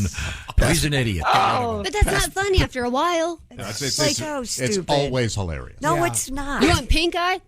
Yeah, Here you you're the go. one dating Pink Eye Paul, not us. Like, don't get mad. What you've got there's a champion. Yeah. And then it's sort of that like middle school detention thing. The less funny you think it is, the funnier it gets. You're becoming a teacher or a mom in that situation. The more angry you get, the more funny it is for him. Oh, my goodness. Marry that hero. I mean, if it's I had a friend whose boyfriend would fart under the covers and then hold her under the covers. Oh, the Dutch oven. Sure. Yes, the Dutch oven. It's a gift. Yeah. Wait. That's weird. I didn't know you were friends with my ex, Allie. That's crazy. I love that She's move. talking all about it. That's a great move. Oh, God. Okay, No, what's next? So childish. Dear Allie, I had a month-long fling with a guy, then he ghosted me. But my friend said that is just how flings end, and I'm not really allowed to say he ghosted me unless we were in a serious relationship. True. I'm mad, and I feel like she's taking his side and acting like I'm being crazy. Am I? She's hooking up with him. No. No, you can be ghosted after one date. Yeah, that's... I kind of agree. I mean, the term means nothing. Don't worry about the term. Yeah. I mean, a fling is a fling. It wasn't serious. Yeah. Maybe he ditched you because you were a Taurus and he was whatever it is, pizza. I forget the name of it. Those dumb things, I forget them all. Well, a Taurus is stubborn. The only reason I know them is that they show up occasionally in crossword puzzles and I have to look them up. They're Leos. Really? Okay. Keep going. Well, that one's in there a lot. Taurus and Leo, not a terrific matchup from what I understand. What have you got over there, Amy? Dear Allie, my boyfriend loves to role play in the bedroom. Sorry. And it's I always... just got a text from Amy. Please, go on, Brenda. Get off your computer. No, I wasn't on it. It showed up over there. Kessler, go ahead. My boyfriend loves to role play in the bedroom, and it's always things like teacher, student, or police officer, shoplifter. Should I be worried about him outside in the real world? Say it again now. No.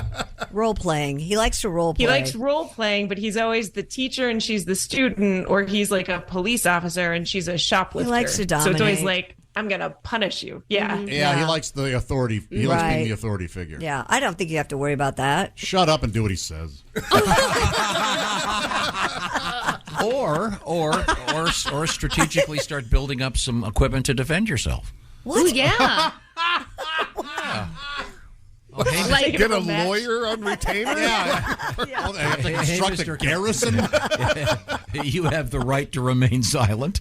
That'd be fun. Okay. Just make sure this guy never coaches a little league team because he's going to yell at those kids. My goodness. As they should be yelled at if they want to get better. Right. Josh, you're not their coach. Stop yelling at those kids, okay? Get better out there. Alli Breen is our guest, and she is the host of Sexy Time. You can reach Alli. It's ALLIBREEN. Tom, aren't these role-playing, it's only fun and positive if there's mutual respect? So if there's mutual respect in that relationship, that's what the role-playing, it's breaking, you playfully break that. Right. So if that's not going, if there is no mutual respect outside of the role-play, then it is bad. Maybe she should surprise him by switching roles around. Oh, yeah. there you Hey, go. can I be the policeman teacher tonight? He will not enjoy that. Oh. Well, no, that's what he right, he won't. likes to be the dominator. Gotcha. Like he's not going to enjoy Right. being the other. Well, maybe he could be like a knight in shining armor, and she could be like the dragon. So he has to slay the dragon, but she's bigger. And Well, maybe breathes he fire. doesn't want to have sex with an animal. Have you considered that? Especially He's not a reptophile. Unless he's a Taurus. Right. All bets are off. Tom's getting it. Alli can be reached once again on social media platforms, ALLIBREEN. Our work is done. Thank you, Alli. Alli, We did a great job. now are you going to be in New York for a while? Yes, I will be here for a while. Okay, so that means next week you'll be in Florida. Perhaps. But I'm planning on being here for a while. Okay, any gigs coming up this weekend? I'll be at the comic strip and Sheba's Speakeasy this weekend. All right. In town. All right. Yeah. Look for Alli Breen in New York. Thanks so much, Alli. Thanks, guys. Bye, Alli. Thank you. She's got that beautiful Florida tan. I'm so jealous. Now, it's time now for a little quiz. I will start with Christy Lee as usual. Christy, Okay. what is your sleep number setting? 35, sir. That's because I like the mattress to be a little bit on the softer side. A little bit softer now. Yeah. Josh, your sleep number setting is what? 65. Thank you very much. 65. That's a little firmer. Mine is currently a 95. Thank Thank you for asking. What does that mean? It means that the Sleep Number bed is adjustable. The firmness level is adjustable. It can be reset at any time, and either side of the bed has its own setting, so it could be very firm on this side, not so firm over here, so everybody can be happy because they get it their way. The Sleep Number people have perfected that particular aspect of the mattress. There's a lot of other stuff they've got going on, things involving temperature control, and basically they just call them smart beds, and you can be smart too, and you can sleep at the next level, because right now Sleep Number has its biggest sale of the year. You can save a staggering 50% on the Sleep Number limited edition smart bed, plus special financing is available for a limited time. Details can be found exclusively at your Sleep Number store, and to find that, go to sleepnumber.com/BT show. Unlock your unique potential with a smart bed that can perform as well as you do. Once again, Sleep Number stores, you'll find them at sleepnumber.com/BT show. Tell them the Bob and Tom Show sent you. Coming up, it's our history lesson. This is the Bob and Tom Show. Hey, thanks for listening to the Bob and Tom Show this morning. Get a look at today's show on our YouTube channel. Hey there, it's the Bob and Tom Show. There's Christy Lee at the news desk. Hi. Pat Godwin at the musical area. Good luck with the musical area. Hello. Very nice. There's Willie Griswold. Hey. Jessica Alsman. Hi. Jeff Oskay. Yes, sir. There's Ace Cosby. Hey. I'm Josh Arnold at the IHateStevenSinger.com sidekick chair. And there's Tom Griswold. Pat, we never really got a lot of songs out of you today. I'm loaded for bear tomorrow, though. We have like one all day? Well, we've been doing. I mean, we can squeeze. we can squeeze one in. I tell you what. I got a quick story here, and this is a happy ending story for you, because I know we have a couple cat lovers in the room. All right. Ace, your cat's name is Mandu. Cat is in Kathmandu. I like that very much. Are you talking about the cat that took a ride in the car? Yeah, Joshy, your cat's name is Gravy, and her sister Biscuit. Gravy. I'd just be so funny for some rainy night, the cat to get away, and Josh running through the neighborhood shouting out, "Gravy, gravy!" Look, honey, Arnold's hungry again. He did get out one day, didn't he? Mm-hmm. She did. Yeah, she did. Yeah. A taxi driver shocked to discover that he traveled over 500 miles with a cat stuck to his vehicle's grill. Oh, my gosh. Tom Hutchings of Wales told Sky News he, quote, jumped a mile when he discovered the feline. Veterinarians told the 32-year-old taxi driver that the cat named Miskin had been missing from her home for weeks. While Hutchins still has no idea how Miskin got stuck in his taxi, he believes the feline was trapped for several days and over 500 miles.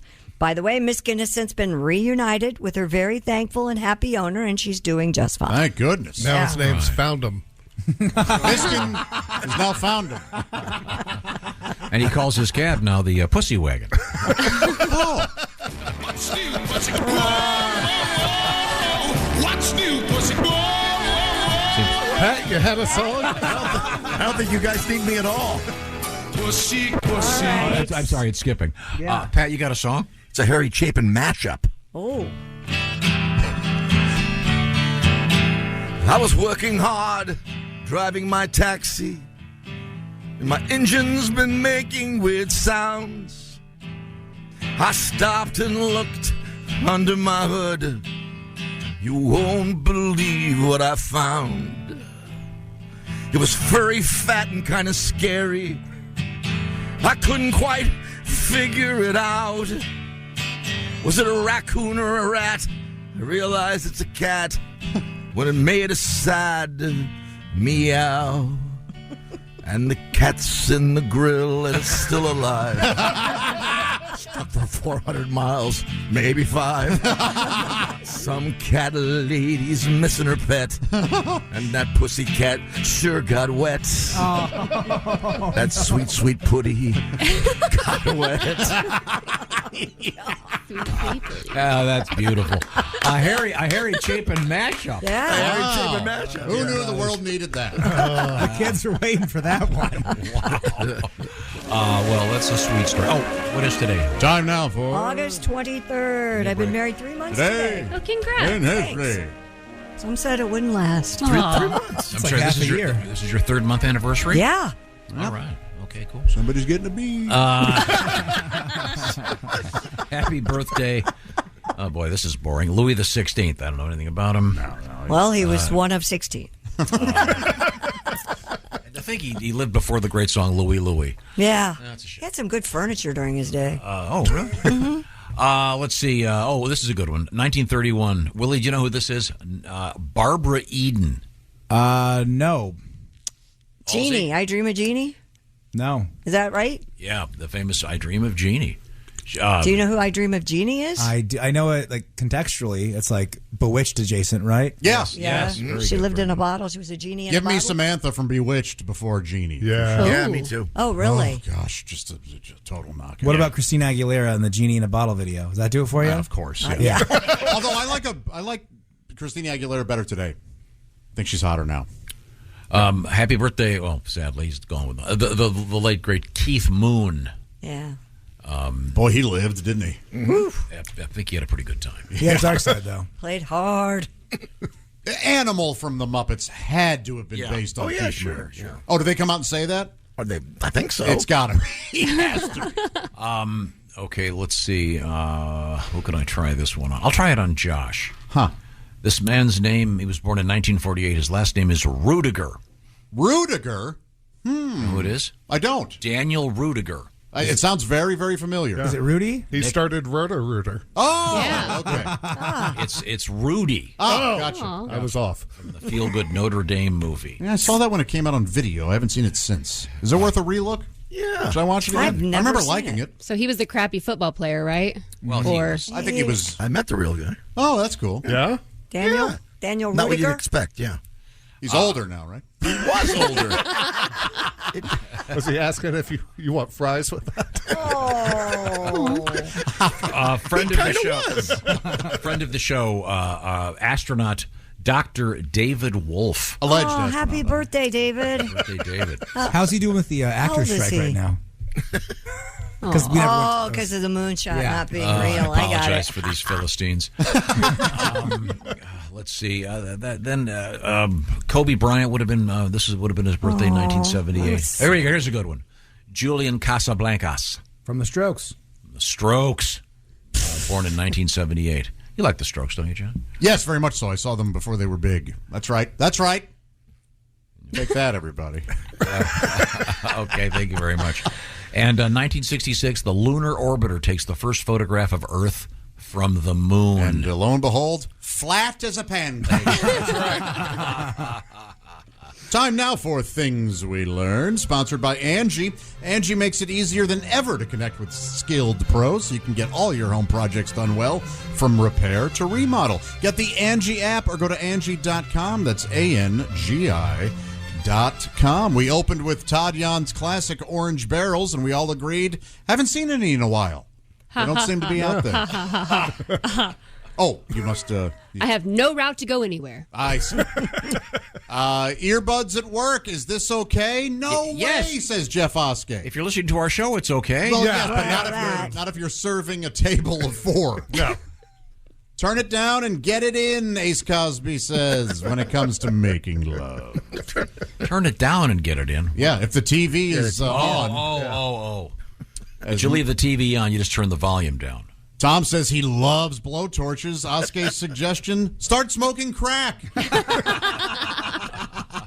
No, melting the cheese on the burgers with a blowtorch. We had a lot of wonderful sex codes being sent in by you, the listener.